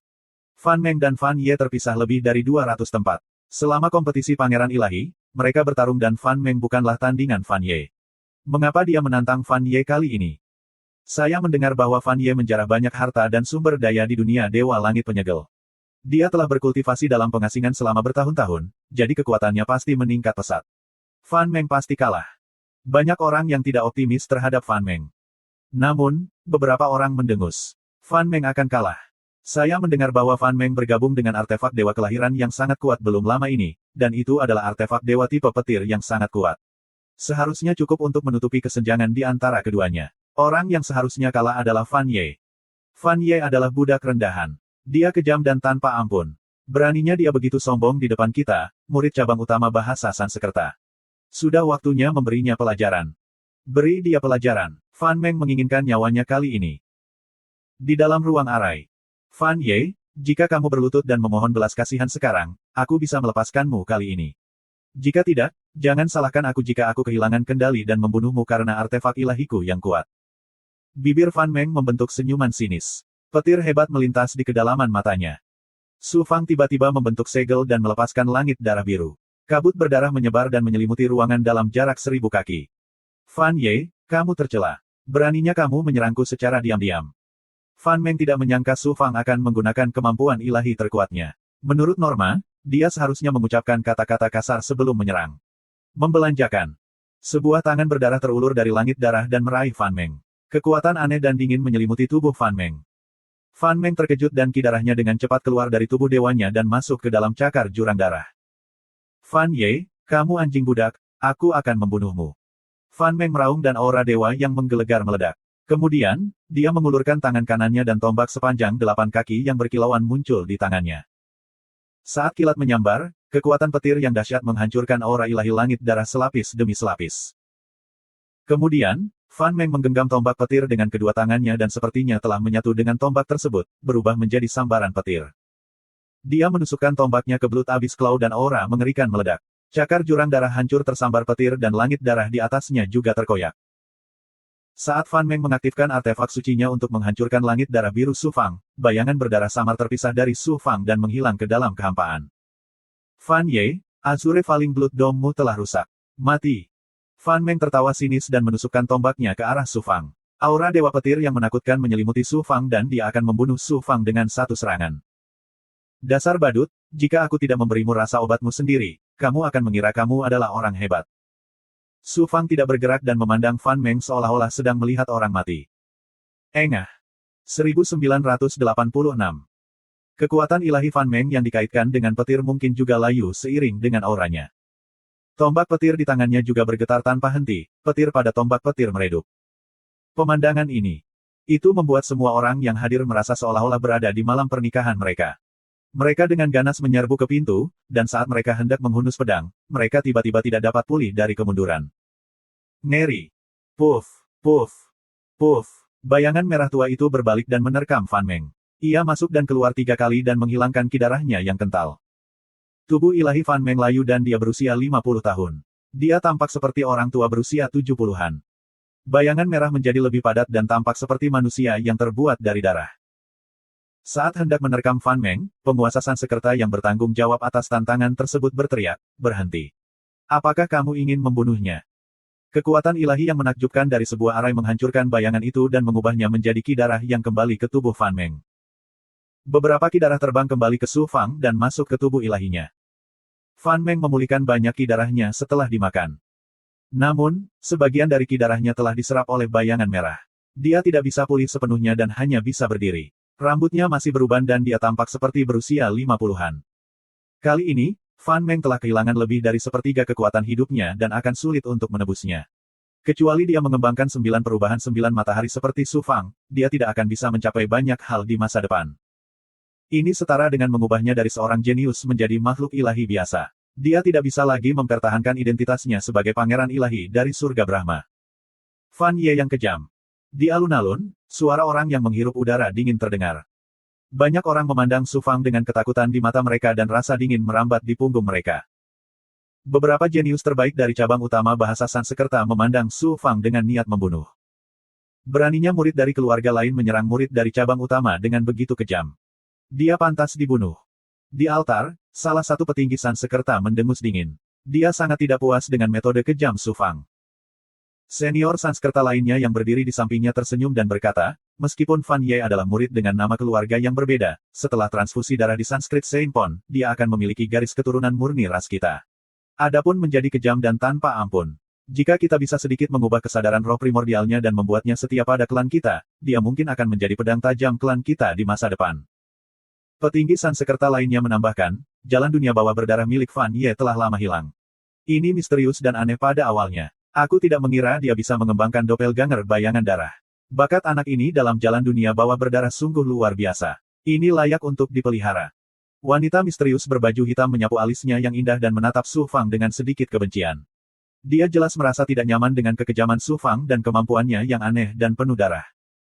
Su Fang masih berdiri di ruang formasi dan tidak berniat pergi. Pakar bahasa Sansekerta yang menjadi tuan rumah tantangan itu mengerutkan kening dan berkata, Fan Ye, mengapa kamu tidak meninggalkan ruang formasi? Su Fang berkata, saya ingin menantang juga. Pakar bahasa Sansekerta itu tertegun, lalu mengangguk dan berkata, baiklah. Siapa lawanmu? Saya menantang Fan Mang. Su Fang memandang Fan Mang di alun-alun dan berkata dengan dingin, Fan Mang, bangun ke sini. Penggemar Mang. Fan Ye menantang Fan Mang. Apakah dia pikir dia adalah anak ilahi nomor satu setelah mengalahkan Fan Meng? Dia berada di peringkat lebih dari 700, tapi dia berani menantang Fan Mang, yang berada di peringkat ke-9. Plaza menjadi gempar. Para eselon atas ras Brahma di altar mantra juga sangat terkejut, dan kemudian mereka semua tertawa. Budidaya Fan Mang berada di puncak surga ketiga dari alam kaisar ilahi, yang tidak ada apa-apanya di antara anak ilahi dari surga Brahma. Namun, dao besar yang ia kembangkan adalah dao besar luar angkasa, yang setara dengan dao besar waktu. The Great Dao of Space sangat misterius dan mendalam, dan kekuatan kemampuannya sangat luar biasa. Itu membuat Fan Mang menjadi orang yang levelnya lebih tinggi. Menjadi peringkat ke-9 di antara anak ilahi surga Brahma adalah bukti terbaik dari kekuatannya. Fan Ye hanya berada di surga kedua alam kaisar ilahi, dengan peringkat lebih dari 700, tetapi dia berani menantang Fan Mang. Entah dia begitu sombong sehingga dia tidak tahu betapa besarnya langit dan bumi, atau dia gila. Terlepas dari situasinya, hasil akhir dari menantang Fan Mang hanyalah kekalahan telak. Fan Ye hampir melumpuhkan Fan Meng, yang membuat marah semua murid cabang utama Sansekerta. Fan Mang pasti akan menjadi kejam dan mengambil nyawanya. Budak rendahan, apakah kamu mencoba mempermalukanku? Karena kamu ingin mati, aku akan memenuhi keinginanmu. Suara mendominasi Fan Mang baru saja terdengar ketika sosoknya merobek ruang dan muncul di ruang formasi. Fan Mang, meskipun aku terlahir rendahan, aku menjadi anak ilahi surga Brahma dengan kekuatanku sendiri. Tapi Anda mengandalkan identitas Anda sebagai murid cabang utama untuk menindas dan mempermalukan saya. Anda tidak hanya melukai saya, tetapi Anda juga mencoba merebut sumber daya saya. Hari ini, meski aku harus mempertaruhkan nyawaku, aku, Fan Ye, akan membuatmu membayar penghinaan yang aku derita hari itu. Su Fang berteriak dengan marah, tampak seperti dia tidak mau dipermalukan. Kamu menantangku, kamu tidak hanya akan dipermalukan olehku lagi, tapi kamu juga akan kehilangan nyawamu yang rendahan. Aku hanya perlu satu pukulan untuk membunuhmu. Fan Mang mengangkat satu jari, memperlihatkan ekspresi jijik. Sosoknya bergoyang, dan dia menghilang ke dalam kehampaan. Setelah beberapa saat Fan Mang muncul, dia sudah berada di depan Su Fang. Dia meninju, merobek dan menghancurkan ruang. Su Fang panik dan buru-buru membentuk segel. Ledakan. Pukulan Fan Mang mendarat di dada Su Fang. Terdengar ledakan yang teredam, seolah-olah sebuah pukulan telah meledakkan kantong darah. Darah berceceran di mana-mana. Fan Ye berubah menjadi genangan darah karena pukulan Fan Mang. Budak rendahan yang sombong dan bodoh, dia pantas mendapatkannya. Fan Mang, kamu perkasa. Fan Mang juga kaget dan terpana di tengah seruan dan sorakan pangeran ilahi surga Brahma. Dia tidak menyangka pukulannya akan begitu kuat, dan Fan Ye akan sangat rentan. Seorang pemuda berambut perak di antara para jenius Sansekerta tiba-tiba mengangkat alisnya dan memperingatkan, Fan Mang, hati-hati. Orang ini adalah pangeran ilahi nomor satu dari pangeran ilahi surga Brahma. Namanya Fan Hao, dan dia memiliki kemampuan luar biasa. Sebelum suaranya menghilang. Guyuran. Darah yang berceceran di mana-mana tiba-tiba tersapu dan berkumpul. Kemudian, seperti air pasang, menyebar ke segala arah. Di saat yang sama, kabut darah muncul di langit, membentuk kubah darah setinggi ratusan kaki. Darah di bawahnya berjatuhan dan membesar hingga berukuran ratusan kaki, lalu berputar di sekitar Fan Mang. Di antara darah dan kubah darah, kekuatan ilahi reinkarnasi beredar tanpa henti, membentuk dunia darah. Surga dunia bawah. Dengan budidaya Su Fang saat ini dan penguasaan laut darah dunia bawah, dia bisa memperluas darah hingga ribuan kaki. Namun, itu akan mengejutkan, dan kekuatan dunia bawah surga tidak sebanding dengan luas wilayah yang dicakupnya. Area seluas ratusan kaki sudah cukup untuk memaksimalkan kekuatan dunia bawah surga tanpa menimbulkan kecurigaan. Mata Patriark Sansekerta, yang sedang duduk bersila di altar, memancarkan cahaya aneh. Surga dunia bawah memiliki kemampuan ilahi. Jalan dunia bawah berdarah telah hilang sejak lama, dan itu adalah jenis Dao Agung tubuh fisik. Saya tidak menyangka ia memiliki kemampuan ilahi yang begitu mengejutkan untuk mengubah tubuh ilahi menjadi darah setinggi ratusan kaki. Bagaimana jalan dunia bawah berdarah bisa menampung kekuatan ilahi reinkarnasi? Dao besar reinkarnasi ini sepertinya mengandung hidup dan mati. Jika dikembangkan secara ekstrim, mungkinkah itu adalah reinkarnasi hidup dan mati yang legendaris? Aku tidak menyangka Fan Ye menyembunyikan kekuatannya. Luar biasa, anak ini luar biasa. Para eselon atas bahasa Sansekerta terkejut dan terkejut. Wanita misterius bermata hitam itu bersinar dengan cahaya halus saat dia mencoba menemukan petunjuk dari dunia bawah surga tempat Su Fang telah berubah. Ini adalah seni jalan jahat. Kami, penguasa Sansekerta tertinggi, tidak akan membiarkan penggarap jalan jahat ini membunuh budak rendahan ini. Banyak orang jenius Sansekerta yang terkejut dan meraung marah. Semut rendahan, Beraninya kamu merendahkan dirimu sendiri dan mengembangkan seni jalan jahat. Bahkan jika kemampuan ilahi Anda menantang surga, Anda tidak akan bisa lepas dari nasib ditekan oleh saya. Fan Mang merasakan gelombang kekuatan melahap datang dari sekitarnya, mencoba melahap tubuh ilahi dan mengubahnya menjadi genangan darah yang akan jatuh ke dalam siklus reinkarnasi. Seketika, ekspresinya menjadi serius. Meskipun dia berbicara dengan nada meremehkan, dia tidak berani gegabah. Setelah membentuk segel tangan, puluhan retakan berbentuk busur muncul di udara dan merobek udara menuju lautan darah.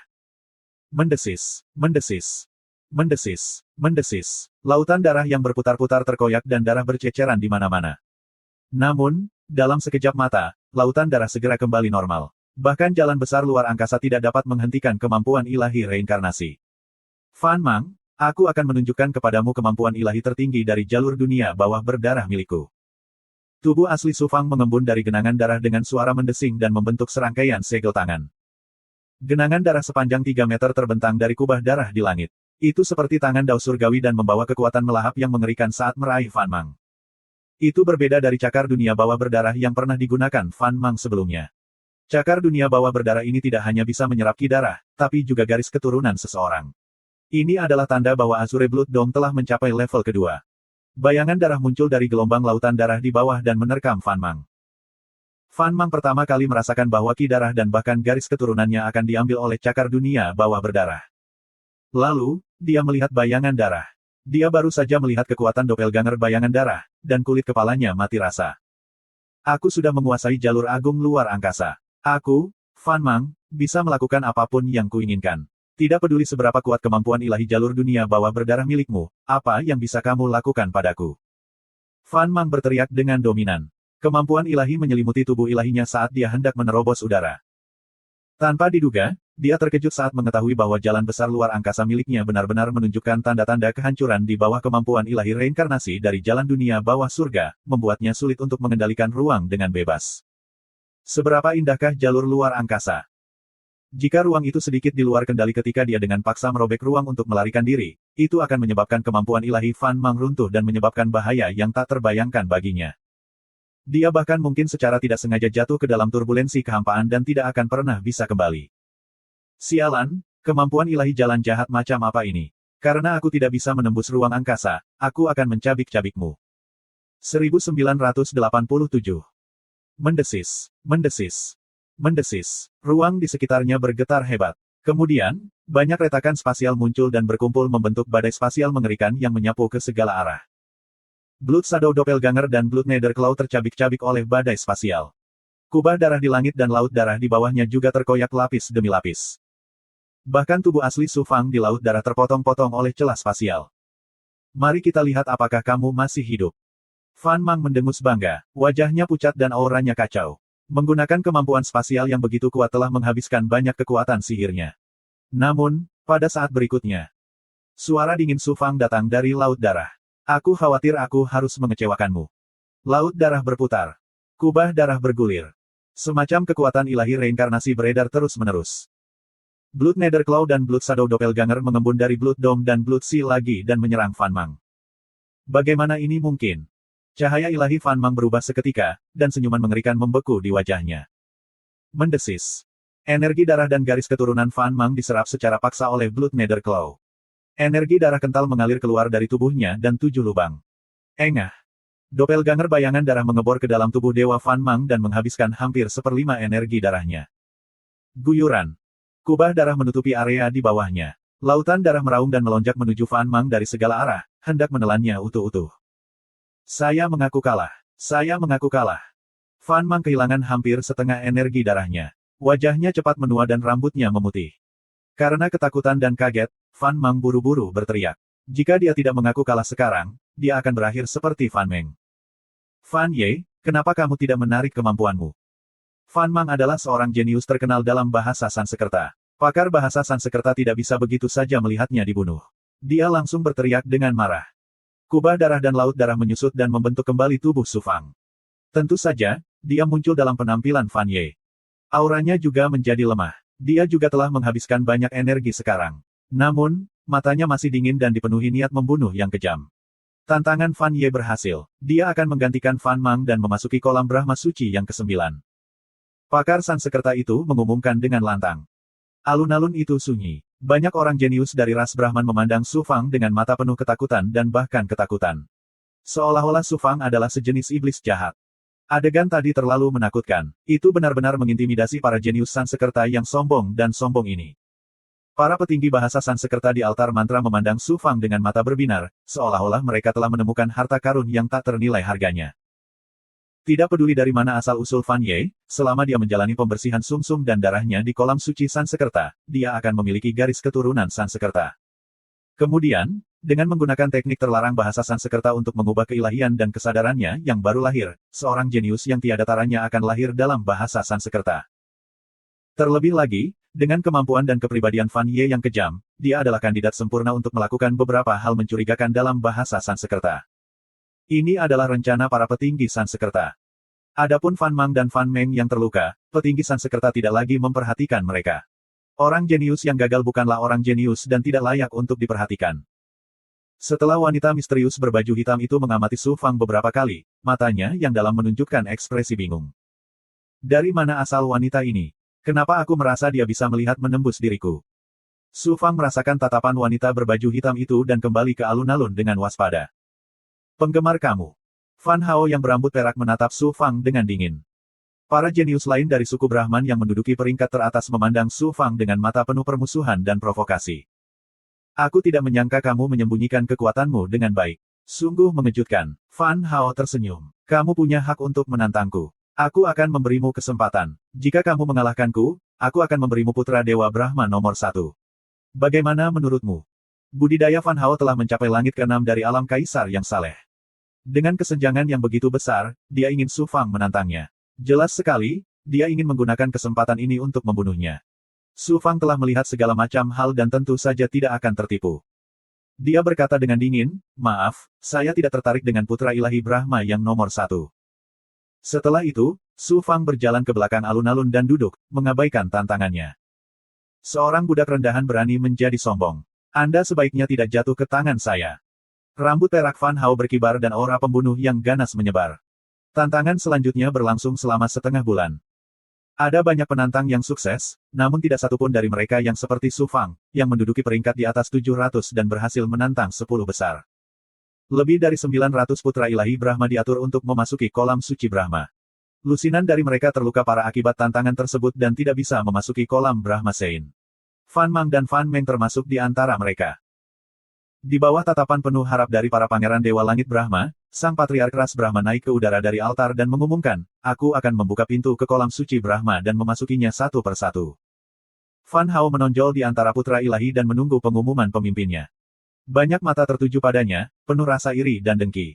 Orang pertama yang memasuki kolam Brahma Sein berarti mereka akan mendapat lebih banyak peluang. Bagaimana mungkin mereka tidak iri? Pemimpin bahasa Sansekerta berkata kepada wanita misterius berbaju hitam, Dewi Luo, mohon bersiap-siap. Anda akan menjadi orang pertama yang memasuki kolam Brahma Sein. Terima kasih. Wanita berbaju hitam itu mengangguk. Suaranya lembut dan menyenangkan. Putra ilahi Sansekerta tercengang. Mereka tidak menyangka bahwa wanita misterius berbaju hitam juga ada di sini untuk kolam suci Brahma dan diatur untuk menjadi orang pertama yang memasuki kolam suci Brahma oleh pemimpin bahasa Sansekerta. Terutama cara pemimpin bahasa Sansekerta itu menyapa perempuan berbaju hitam.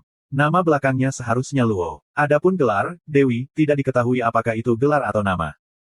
Putra ilahi Brahma sadar. Mereka semua merasa wajar jika wanita berbaju hitam, yang dipanggil Dewi Luo, oleh pemimpin bahasa Sansekerta, menjadi orang pertama yang memasuki kolam suci Brahma.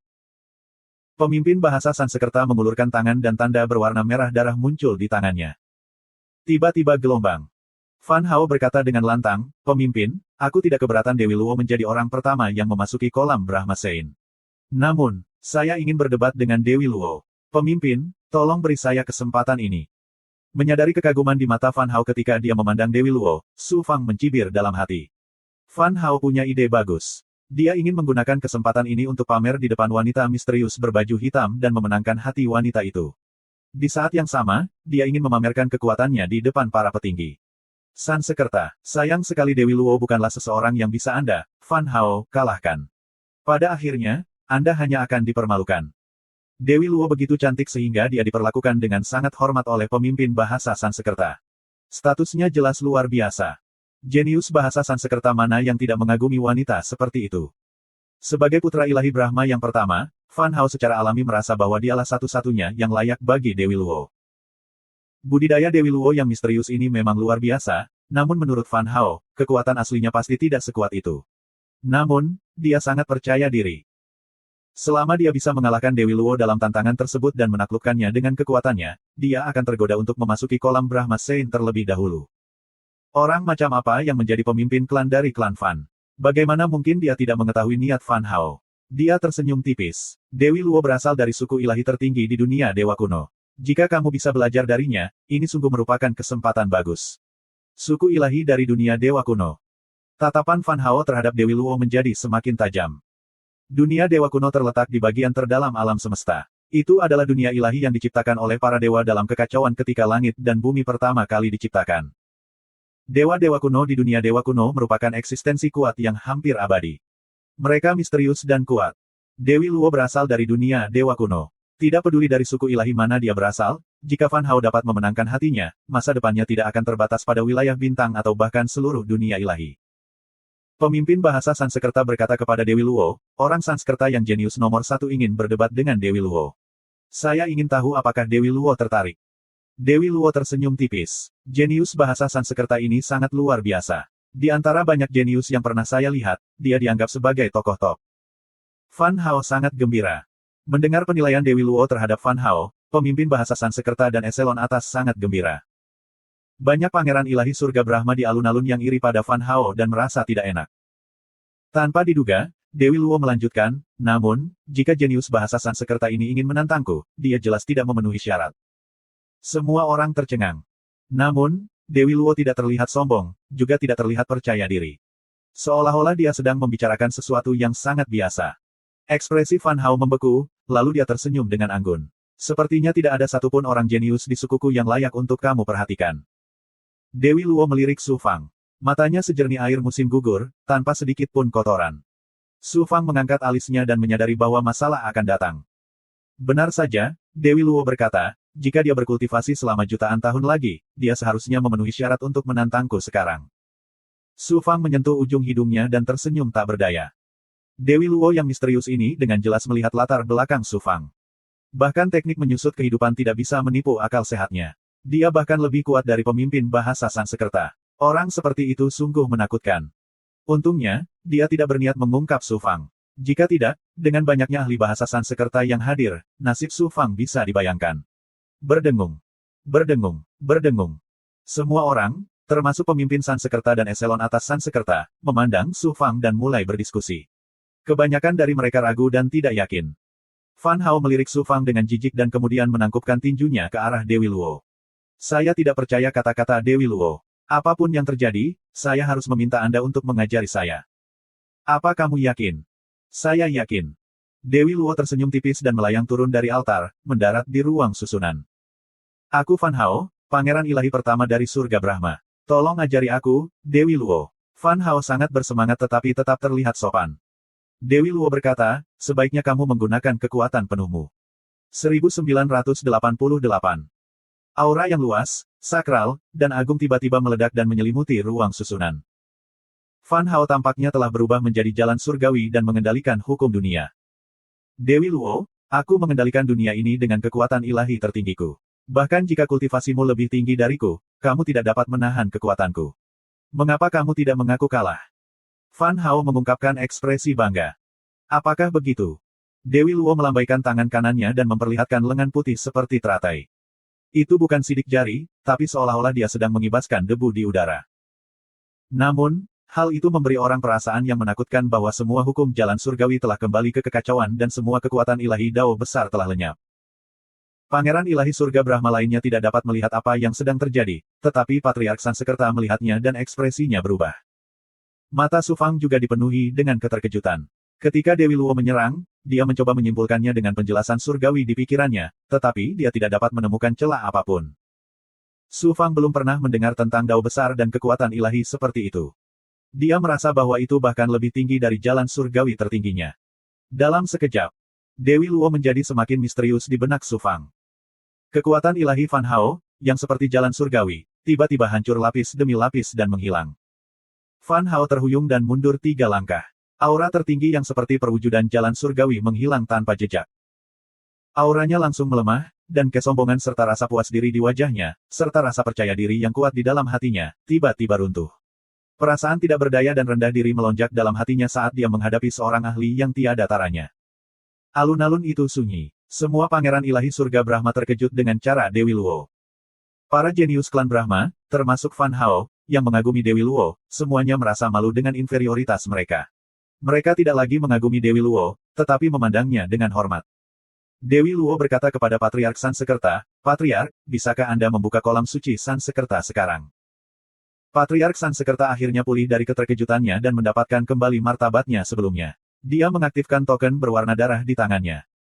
Garis-garis cahaya merah darah keluar dari token dan mendarat di kehampaan, dengan cepat mengembun menjadi pintu berwarna merah darah. Di dalam pintu, aura misterius dan kuno samar-samar keluar, seolah dunia kuno dan misterius tersembunyi di balik pintu ini. "Dewi Luo, kumohon," kata kepala suku Sansekerta dengan sopan. Dewi Luo melayang masuk dan sosok anggunnya menghilang ke dalam pintu.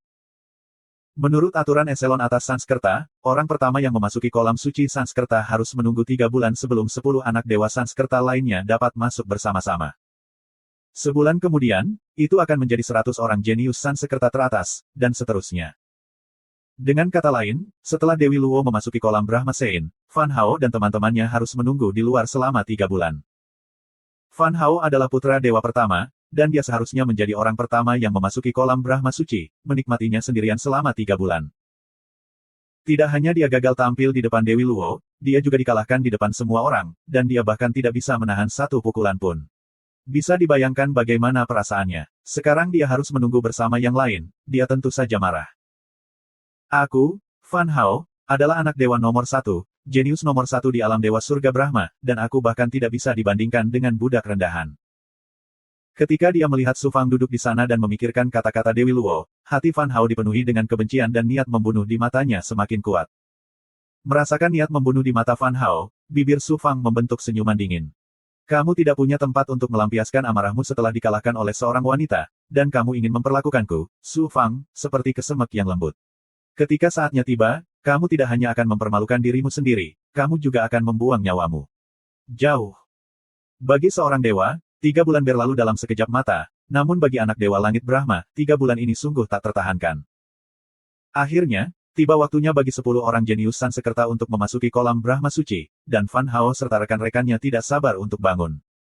Fan Hao mengirim pesan kepada para jenius Sansekerta lainnya. "Di kolam Brahma Suci, jika ada kesempatan, cobalah untuk menekan Fan Ye." 8 orang jenius Sanskerta lainnya menanggapi, dan cara mereka memandang Su Fang menjadi tidak ramah.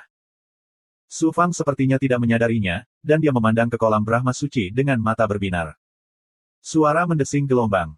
Fan Hao dan rekan-rekannya memasuki pintu berwarna darah satu demi satu. Su Fang menduduki peringkat ke-9. Setelah memasuki pintu, dia merasakan perubahan ruang waktu, dan dalam sekejap, dia tiba di dunia yang berbeda. Kolam Brahma Suci tidak memiliki apapun seperti kolam, melainkan dunia berwarna darah. Yang bisa dilihat hanyalah suan guang berwarna merah darah yang aneh, dan semakin dalam ia masuk ke dunia, semakin tebal warna darahnya. Seluruh dunia dipenuhi dengan aura kehidupan yang kuno, misterius, dan kaya raya, serta aura yang melampaui alam dan kekuatan dunia. Su Fang menemukan bahwa hukum di dunia berwarna darah ini sangat berbeda dengan dunia luar. Kekuatan belenggu itu sangat mencengangkan, dan kekuatan-kekuatan ilahi ditekan. Kekuatan-kekuatan ilahi kurang dari 1/10 kekuatan dunia luar, tetapi kekuatan tubuh ilahi tidak dibatasi. Su Fang menghirup aliran aura ke dalam tubuhnya. Dalam sekejap, ki darah di tubuhnya menjadi sangat aktif, dan dunia di dalam tubuhnya bergetar hebat. Su Fang kaget. "Ini kolam Brahma Suci. Jika saya berkultivasi di sini, tidak hanya tubuh dewa dan kultivasi saya, tetapi bahkan dunia di dalam tubuh saya akan meningkat dengan cepat, dan itu akan menjadi 10 kali, 100 kali lebih baik daripada dunia luar." Suara gemetar laut terdengar. "Su Fang, ini adalah rezekimu, rezeki yang besar, dan kamu harus menggenggamnya rata-rata. Jangan sampai ketinggalan." Su Fang ketakutan. "Lau, kamu tidak takut ketahuan oleh ahli Sansekerta?" "Tidak masalah. Ini adalah tanah suci Sansekerta, dunia yang mandiri. Bahkan Patriark Sansekerta tidak dapat merasakan dunia batin dari kolam Brahma Suci. Kamu baru saja mengatakan bahwa kolam Brahma Suci adalah kekayaanku. Ceritakan lebih banyak tentangnya." "Tidak ada gunanya bagiku untuk mengatakan lebih banyak. Sebaiknya kamu merasakannya sendiri dan kamu akan mengerti maksudku. Su Fang mendorong kekuatannya ke alam kesempurnaan agung, dan pada saat yang sama, menggunakan teknik penyusutan kehidupan untuk melepaskan kemampuan sensoriknya. Di dunia batin kolam Brahma Suci, kemampuan sensorik Su Fang terbatas. Menggunakan teknik penyusutan kehidupan, jangkauan sensoriknya dibatasi hingga 100 li. Su Fang dapat merasakan bahwa di kedalaman Qi darah, terdapat partikel-partikel kecil yang hampir mustahil dilihat dengan mata telanjang, seperti butiran darah kecil. Dengan hati-hati merasakan butiran darah ini, Su Fang mengalami syok yang hebat. Ini bukanlah partikel darah biasa. Tidak hanya mengandung kekuatan hidup yang sangat besar, tetapi juga mengandung aura alami dan kekuatan dunia yang sangat lemah namun alami. Ketika dewa sejati melintasi dunia ilahi kekacauan primal, mereka juga mengandung aura serupa, energi asal kekacauan primal. Dan bukan itu saja. Di antara butiran darah, ada juga beberapa tanda surgawi yang samar dan kuno. Tampaknya terbentuk secara alami, namun belum lengkap, seolah-olah masih dalam proses pengasuhan. Hukum surgawi Dao sebenarnya dipelihara dalam butiran darah ini. Hukum Dao surgawi yang terkandung dalam butiran darah yang tak terhitung jumlahnya semuanya berbeda. Meskipun mereka belum sepenuhnya lahir, butiran darah ini mengandung semua kedalaman Dao besar di dunia. Semua hukum Dao besar dari dunia luar dapat ditemukan di sini. Su Fang terkejut dan tergagap, hukum, mungkinkah kolam Brahma Suci ini seperti dunia batinku, alam semesta yang belum terbentuk sempurna? Bisa dibilang begitu. Namun, kosmos ini bukanlah sesuatu yang terbentuk melalui kultivasi. Sebaliknya, ini adalah sesuatu yang lahir secara alami. Dunia berwarna merah darah di sini sebenarnya adalah setetes darah nenek moyang Sansekerta. Itu diciptakan melalui materi spiritual yang tak terhitung jumlahnya selama bertahun-tahun yang tak terhitung jumlahnya, atau lebih tepatnya, itu dipupuk. Manik-manik darah ini hanyalah partikel terkecil dari darah nenek moyang Sansekerta. Nenek moyang Sansekerta adalah salah satu manusia pertama di era kuno. Ia lahir di awal primal chaos dan tumbuh dengan menghirup esensi dunia. Ciptaannya tidak terbatas, dan tubuh fisiknya mengandung hukum Dao surgawi. Jadi, setetes darahnya berisi seluruh dunia.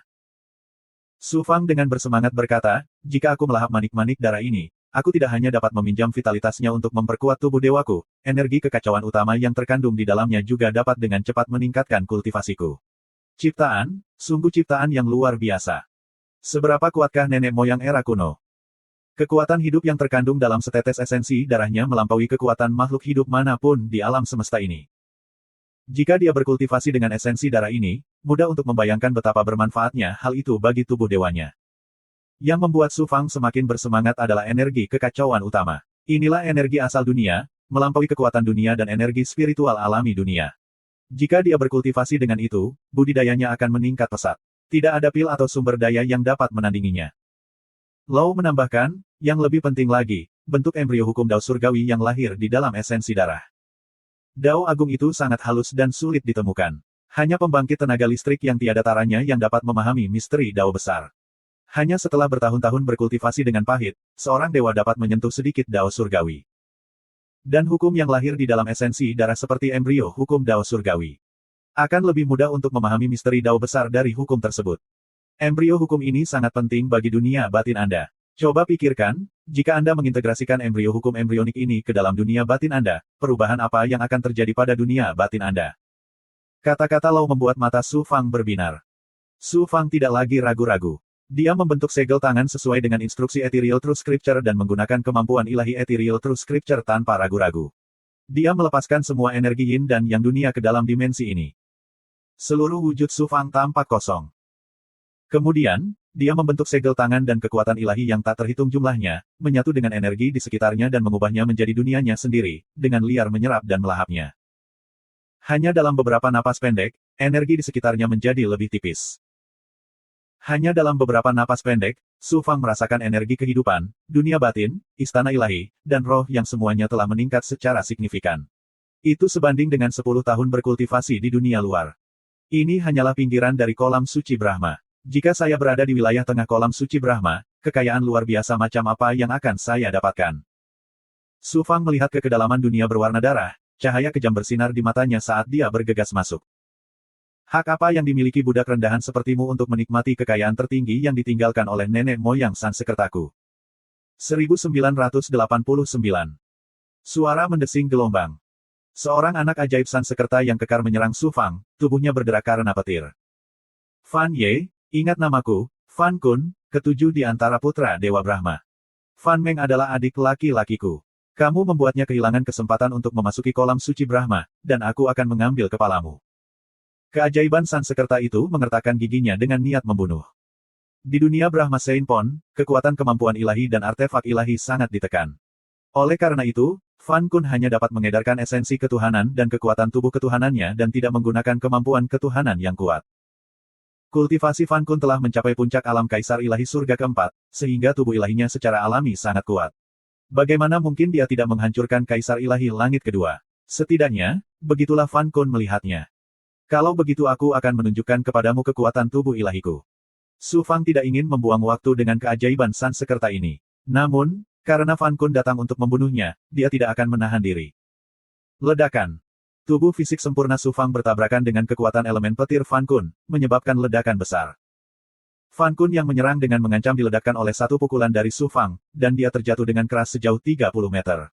Lengan kanannya hancur, dan darah menyembur deras dari mulutnya. Dia sebenarnya terluka parah oleh satu pukulan dari Su Fang. Su Fang mundur beberapa langkah, dan gelombang energi Ki darah dan Yin yang merembes keluar dari tubuhnya, menghilangkan petir di tubuhnya dan menyembuhkan luka-lukanya. Sebelum empat keajaiban Sansekerta lainnya pulih dari keterkejutan mereka, Su Fang telah bergegas ke kedalaman dunia berwarna merah darah. Budak sialan ini, tubuh ilahinya sangat kuat. Bunuh dia. Keempat keajaiban Sansekerta itu meraung dan mengejar Su Fang. Di dunia kolam Brahma Sein, sulit bagi kaisar ilahi untuk terbang, tapi itu jauh lebih cepat daripada berjalan kaki.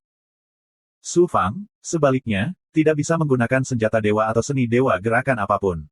Fan Ye tidak pandai dalam hal kecepatan, jadi Su Fang hanya bisa mengandalkan kedua kakinya untuk berlari. Segera, empat orang jenius Sansekerta menyusulnya. Setelah menjelajah 1000 kaki ke tengah kolam Brahma Suci, ki darah di udara menjadi semakin padat, dan belenggu menjadi semakin menakjubkan. Terlepas dari apakah itu berjalan atau terbang, itu menjadi sangat sulit. Aku, Fan Ye, tidak punya permusuhan dengan kalian berempat. Di kolam suci Brahma ini, mengapa kalian mengejarku alih-alih menyerap rejeki? Hati Su Fang terbakar oleh kecemasan saat dia menyaksikan kekayaan besar yang ada di depan matanya, namun dia dikejar oleh 4 orang jenius. Dia tidak ingin mengungkapkan kekuatan dan identitas aslinya, jadi dia berteriak keras pada 4 orang jenius yang mengejarnya. Karena kamu pantas mati. Apa yang kamu? Kamu tidak lebih dari bajingan rendahan. Membiarkan Anda memasuki kolam suci Brahma sudah merupakan anugerah yang sangat besar bagi Anda. Namun, Anda membiarkan Fan Mang dan Fan Meng kehilangan kesempatan besar. Apa hak seorang budak rendahan sepertimu agar disukai oleh Dewi Luo? Bahkan Fan Hao tidak sebaik budak sepertimu. Apakah kamu tidak pantas mati? Seorang budak harus melakukan tugasnya sebagai budak. Namun, kamu begitu sombong dan kejam terhadap murid dari garis keturunan utama kita. Jika bukan aku yang membunuhmu, siapa yang harus aku bunuh? 4 orang jenius di belakangnya menyeringai jahat, memperlakukan Su Fang sebagai mangsa yang akan ditangkap. Su Fang berlari ke area yang ki darahnya jauh lebih padat. 4 orang jenius di belakangnya mendarat di tanah satu persatu dan berjalan dengan santai, menatap Su Fang dengan mata penuh ejekan. Tiba-tiba gelombang. Dong dong dong. Samar-samar, suara yang terdengar seperti guntur dan genderang perang yang teredam datang dari kedalaman kolam Brahma Suci. Bum bum bum. Suara ini samar-samar terdengar, namun sangat megah dan megah. Su Fang merasa seolah ada palu berat yang menghantam tubuhnya. Ki darah di tubuhnya melonjak dengan cepat, dan lubang ilahi serta tempat tinggal ilahi miliknya ikut bergetar. Engah gelombang. Su Fang tidak bisa menahan diri untuk tidak memuntahkan seteguk darah.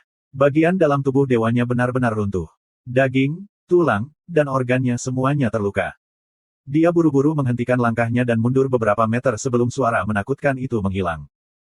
Fan Ye, kenapa kamu tidak lari lagi? 4 orang jenius bahasa Sansekerta mengelilinginya dari belakang. Bagaimana budak rendahan sepertimu bisa tahu tentang misteri kolam Brahma Suci? Dunia kolam Brahma Suci tidak hanya memiliki kekuatan belenggu yang kuat, tetapi juga melepaskan suara surgawi Brahma Suci.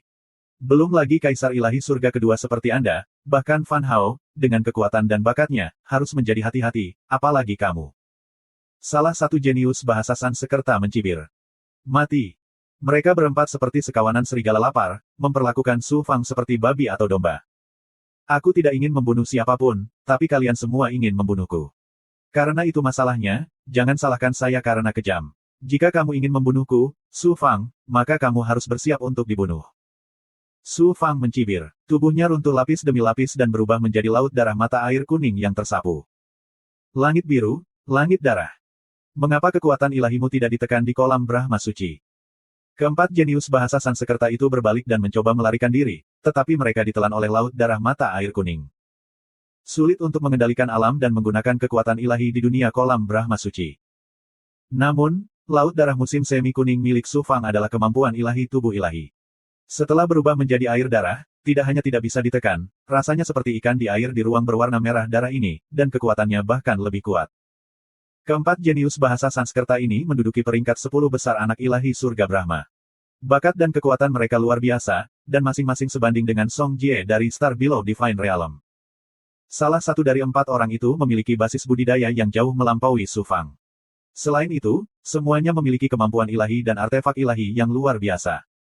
Namun, saat ini, mereka hanya bisa menyaksikan mereka ditelan oleh air darah. Mereka sangat ketakutan. Fan Ye, beraninya kamu membunuh kami. Fan Ye, kita semua berasal dari ras yang sama. Kenapa kalian harus saling membunuh? Baru sekarang mereka menyadari bahwa yang mereka hadapi bukanlah babi atau domba, melainkan binatang buas yang kejam dan jahat. Mereka langsung panik. Ada yang mengancam, ada pula yang mengaku kalah. Tidak bisakah aku membunuhmu? Sosok Su Fang terbentuk di dalam air darah dan berteriak dengan dominan. Air darah melonjak, dan kekuatan melahap yang mengerikan serta kekuatan korosif dari air darah menyebabkan tubuh 4 jenius Sanskerta berjatuhan selapis demi selapis. Mereka berubah menjadi air darah, lalu daging dan tulang mereka. Saat jeritan itu perlahan mereda. 4 orang jenius bahasa Sanskerta yang tak tertandingi hanya tersisa tulang-tulang mereka yang mengambang di air darah. Segala sesuatu yang telah mereka peroleh dengan kerja keras selama masa kultivasi mereka sekarang menjadi milik Su Fang. Su Fang melihat ke dalam kolam Brahma Suci sambil menelan 4 orang jenius Sanskerta. Dewi Luo memasuki kolam Brahma Suci 3 bulan lalu. Mengingat kekuatannya, dia seharusnya sudah mencapai kedalaman kolam Brahma Suci. Dalam hal tubuh ilahi, saya lebih kuat dari Fan Hao, dan ada juga 3 jenius Sanskerta lainnya. Mengapa mereka berempat tidak terlihat? Mereka telah dengan jelas memahami metode untuk mencapai kedalaman kolam Brahma Suci dan memperoleh keberuntungan yang lebih besar darinya. Apa triknya? Untuk sesaat, Su Fang merasa sulit memikirkan apapun. Setelah tubuh asli di dalam air darah membentuk segel tangan, dia menggunakan kitab suci etiril, tetapi kitab suci etiril sangat ditekan oleh kekuatan dunia, dan kecepatan di mana dia dapat melahap energi dunia tidak secepat sebelumnya. Selain itu, Su Fang juga menemukan bahwa partikel darah yang mengambang di energi darah tidak dapat diserap ke dalam tubuhnya. Jelas, ada metode khusus untuk menyerap partikel darah tersebut. Huala! Air darah mengembun menjadi tubuh asli Su Fang. Tubuh keempat orang jenius Sanskerta ini penuh dengan kehidupan dan energi. Su Fang tidak dapat melahapnya sepenuhnya dalam waktu singkat, jadi dia memberikan tubuh mereka kepada Qing Yu, Bai Ling, Gui Gui, dan Putri Duyung Bunga Matahari untuk dibudidayakan. Su Fang memandang ke depan, dan setelah beberapa saat merenung, matanya bersinar dengan tekad saat dia melangkah menuju kedalaman kolam Brahma Suci. Setelah berjalan beberapa puluh kaki, dia sekali lagi mendengar melodi surgawi Brahma Suci yang menakutkan membombardir tubuh Su Fang, merembes ke setiap sudut tubuh Su Fang dan menyebabkan tubuh ilahinya bergetar. Ekspresi gila muncul di wajah Su Fang, dan dia membuka tubuh ilahinya, membiarkan suara itu membombardirnya. Pada saat yang sama, dia mendorong energi Yin dan Yang dunia untuk menyatu dengan setiap sudut tubuhnya, dan kemudian menyatu dengan energi menakutkan dan misterius dari melodi surgawi Brahma Suci, menggunakan dao agung penempaan artefak untuk meredam miliknya. Tubuh ilahi. Ledakan, ledakan, ledakan. Pada saat ini, tubuh ilahi Su Fang seperti lumpur lembut yang terus-menerus diredam oleh suara yang menakutkan.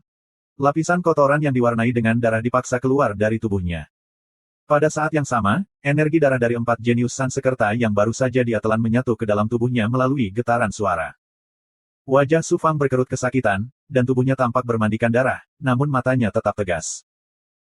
Di tengah rasa sakit yang luar biasa ini, tubuh ilahi Su Fang perlahan menjadi lebih kokoh, dan lubang ilahi serta tempat tinggal ilahinya menjadi lebih stabil. Basis budidayanya juga meningkat secara bertahap.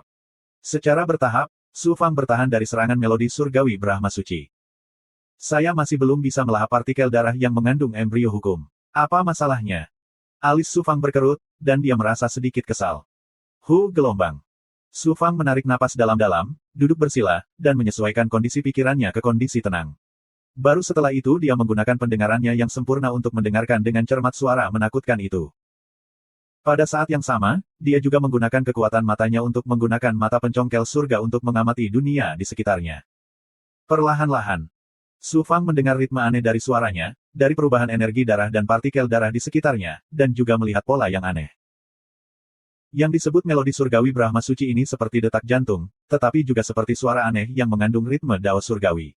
Sungguh menakjubkan, seolah-olah dao surgawi sendiri yang berbicara.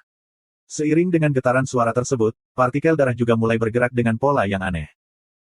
Su Fang dapat merasakan tubuh ilahi, bukaan ilahi, tempat tinggal ilahi, dan bahkan dunia di dalam tubuhnya sedikit berdenyut dan bergetar sesuai dengan ritme dao surgawi.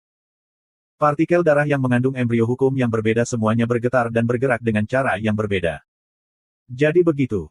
Sebuah cahaya melintas di benak Su Fang. Melodi surgawi Brahma suci seperti ritme dao surgawi. Hanya dengan beresonansi dengan suara, tubuh ilahi seseorang dapat dilindungi dari bahaya dan menyerap energi dari dunia kolam Brahma suci dan partikel darah. Su Fang tenggelam dalam melodi surgawi Brahma suci. Perlahan-lahan, seluruh tubuh Su Fang, termasuk dunia di dalam tubuhnya, mulai bergetar, membentuk resonansi aneh dengan melodi surgawi Brahma suci. 1990. Su Fang membentuk resonansi yang luar biasa dengan dunia kolam suci Brahma, dan di bawah kekuatan resonansi ini, aura merah darah yang meresap ke dalam dunia menyatu menuju Su Fang. Lambat laun, aura dunia dalam radius beberapa ratus meter, dan partikel darah misterius, meresap ke dalam tubuh Su Fang. Su Fang mengaktifkan kekuatan Yin dan Yang untuk menggabungkan aura dunia dan partikel darah. Aura dunia diserap oleh pohon dunia dan diubah menjadi kekuatan Yin dan Yang. Partikel darah aneh meleleh seketika dan berubah menjadi aura kehidupan, serta aura kacau yang lemah dan bentuk hukum embrionik. Partikel darah ini sangat mirip dengan dewa. Namun, keilahian lahir dari langit dan bumi.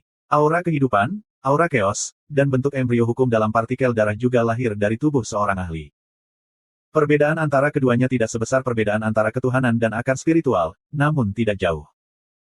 Saat partikel darah meleleh, sebuah kekuatan muncul di tubuh Su Fang dan membentuk benturan di tubuhnya.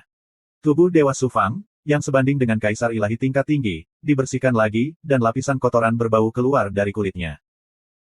Pada saat yang sama, kekuatan hidup dari esensi darah para dewa meledak dari dalam tubuhnya dan mengalir ke dalam daging, meridian, dan tulangnya. Alasan mengapa kekuatan hidup ini begitu sombong adalah karena kekuatan hidup yang keluar dari partikel darah tidak hanya melampaui tingkat dewa, tetapi juga sangat ingin menyatu dengan darah esensi Su Fang. Ia ingin menjadi penguasa darah esensi Su Fang. Ini mungkin pertukaran darah yang dibicarakan oleh para petinggi Sansekerta. Menggunakan sari darah nenek moyang bahasa Sansekerta untuk menggantikan sari darah para dewa yang tidak memiliki garis keturunan Sansekerta, maka mereka akan memiliki garis keturunan Sansekerta. Dan kemungkinan besar para petinggi Sansekerta telah melarang mantra untuk mengendalikan garis keturunan dan mengendalikan orang luar ini. Esensi darah Su Fang diberikan oleh orang tuaku. Bagaimana bisa didominasi oleh esensi darah Sansekerta? Esensi darah bahasa Sansekerta hanya dapat digabungkan dan dimakan oleh saya. Su Fang memancarkan aura yang mendominasi. Kekuatan Yin dan Yang di dalam tubuhnya tiba-tiba meledak, memenuhi setiap sudut tubuhnya dan setiap tetes kecil ki darah. Aura mendominasi dalam darah nenek moyang Sansekerta dimurnikan oleh kekuatan Yin dan Yang. Energi kehidupan menyatu dengan Su Fang, menjadi nutrisi bagi tubuh Dewa Su Fang. Pada saat yang sama, aura kehidupan dan asal-usul kekacauan juga melonjak ke dalam roh Yang, menyebabkannya dengan cepat menjadi lebih kuat. Roh primordialnya juga memiliki perasaan sublimasi yang aneh. Aura asal dao surgawi di dalam partikel darah, yang merupakan chaos ki, juga diserap oleh pohon dunia. Kemudian, ia melonjak ke Yang Meridian, menyebabkan roda Yin Yang Dao yang dibentuk oleh 60 Yang Meridian bergetar hebat. Energi aneh mulai meletus di Yang Meridian. Saat ini sedang menyerang Meridian dari 61 Yang Meridian. Energi yang mengejutkan mulai bergejolak. Namun, itu masih jauh dari kelahiran Meridian yang baru. Embrio hukum Dao Surgawi yang terkandung di dalam partikel darah juga menghilang ke kedalaman istana Dao Surgawi Su Fang, menyatu ke dalam dunia batinnya. Dalam sekejap, dunia batin Su Fang mulai bergetar hebat. Embrio hukum, di bawah gema suara surgawi suci Brahma yang menakjubkan dan resonansi dengan dunia batinnya, dengan cepat menyatu ke dalam kekacauan dunia batinnya, menjadi benih dari berbagai hukum dunia batinnya. Pada saat yang sama, dua tanda surgawi di kediaman ilahi, bukaan ilahi, dan roh yang menjadi semakin kompleks dan mendalam, seolah-olah keduanya mengandung hukum Dao besar yang tak terhitung jumlahnya. Hati Su Fang juga mendapat sedikit pemahaman. Ini adalah pemahamannya tentang Dao Agung Langit dan Bumi. Segala sesuatu di tubuhnya menjadi tenang. Ternyata aura dan partikel darah dalam jarak 100 zang dari kolam Brahma Sein hampir habis dimakan oleh Su Fang. Su Fang merasa seolah-olah dia telah berkultivasi dengan pahit dalam pengasingan selama 10.000 tahun. Kultivasi dan alamnya telah meningkat pesat, dan dia tidak jauh dari menerobos ke alam Kaisar Dewa Surga ketiga. Hal ini terutama berlaku untuk dunia batinnya.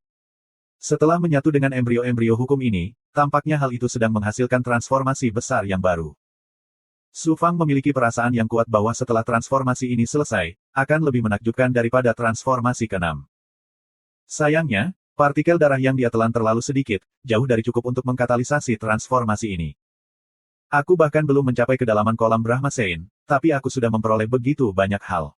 Jika aku memasuki pusat kolam Brahma Sein, betapa menakjubkannya perolehanku. Kolam Brahma Sein memang merupakan ciptaan yang luar biasa. Su Fang sangat gembira. Dia berdiri dan memandang ke arah kedalaman kolam Brahma Sein, matanya bersinar dengan kekuatan yang tak tertandingi. Dia terus melangkah lebih dalam. 100 zang kemudian, kekuatan belenggu dunia menjadi lebih mencengangkan. Belum lagi terbang, bahkan berjalan cepat pun sangatlah sulit.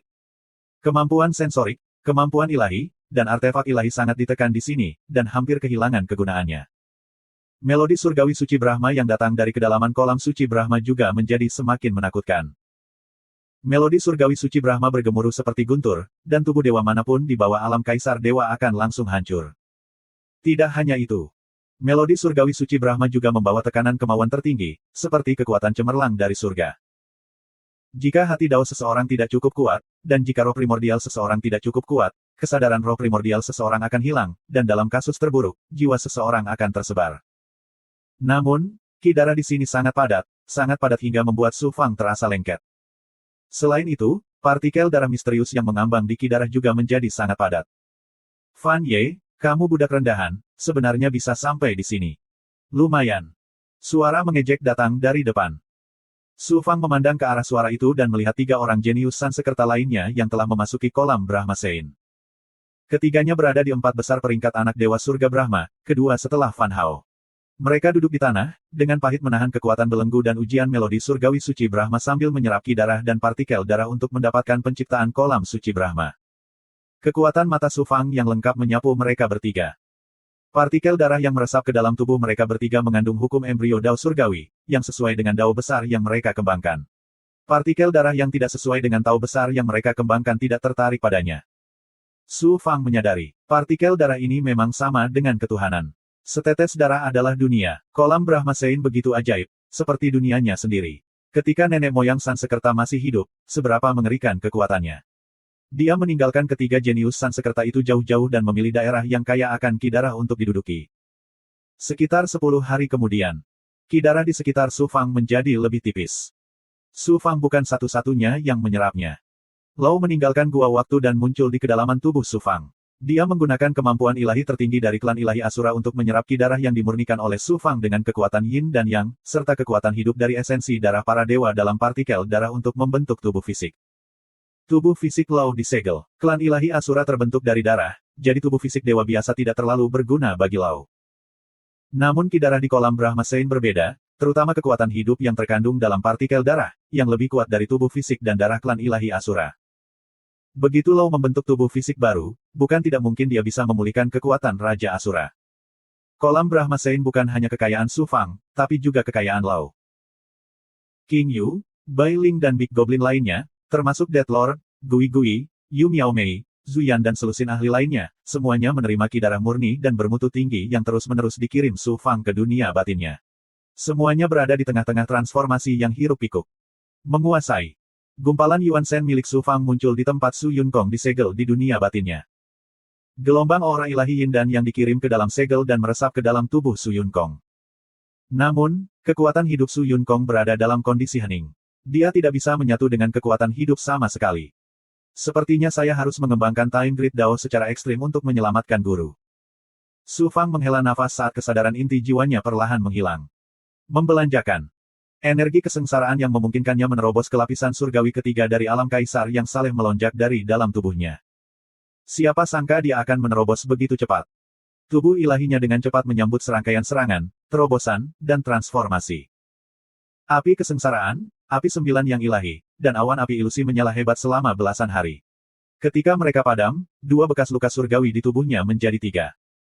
Jika dia berhasil menembus puncak lainnya, dia akan menjadi kaisar ilahi tingkat menengah. Namun, dengan kekuatan Su Fang saat ini, dia bisa dengan mudah menghancurkan kaisar ilahi tingkat menengah bahkan tanpa bantuan Yuan Shen keduanya. Budak rendahan ini sebenarnya sedang menerobos saat ini. Bukankah dia mengolah dao darah dunia bawah? Mengapa dia memiliki api aura ilahi yang begitu menakjubkan? Ketiga jenius Sansekerta di kejauhan terkejut dan iri saat mereka menyaksikan Su Fang menerobos. Su Fang berdiri dari tanah dan berjalan menuju kedalaman kolam Brahma Sein. Meskipun dia berjalan perlahan, langkahnya tegas dan dia dengan cepat melewati ketiga jenius Sansekerta itu. Saat ini, Su Fang berhenti berjalan. Dia memandang ketiga jenius Sansekerta itu dengan tatapan jijik dan provokasi. Lalu, dia berjalan maju dengan aura mendominasi. Budak rendahan ini menertawakan kita. Dia baru saja mencapai surga ketiga dan dia berani menjadi begitu sombong. Tiga orang jenius Sansekerta yang bangga itu tidak bisa lagi duduk diam. Mereka semua berdiri dan mengejar Su Fang. Siapa sangka setelah mengambil beberapa langkah. Suara Qi datang dari tubuh dewa salah satu jenius Sansekerta. Itu bukanlah ki kesengsaraan, melainkan ki darah di tubuhnya yang telah ditekan oleh suara surgawi Brahma. Kemudian, retakan muncul di tubuh dewanya dan darah muncrat. Jenius Sansekerta lainnya berjalan 3 zang sebelum tubuhnya bergetar. Kemudian, lututnya menjadi lunak dan dia berlutut di tanah. Orang terakhir jelas jauh lebih kuat dari 2 orang lainnya. Setelah berjalan lebih dari 20 zang, dia tidak dapat mengambil langkah lagi. Dia mengalami kesulitan bernapas dan tubuh dewanya gemetar. Pada akhirnya, dia harus mundur dan duduk untuk beristirahat. Melihat Su Fang, dia sudah berjalan 100 zang dan masih bergerak maju. Kami sebenarnya lebih lemah dari budak rendahan. Bagaimana Fan Ye bisa menjadi begitu kuat? Ketiga putra ilahi surga Brahma bisa dianggap jenius tiada taraf di dunia dewa manapun.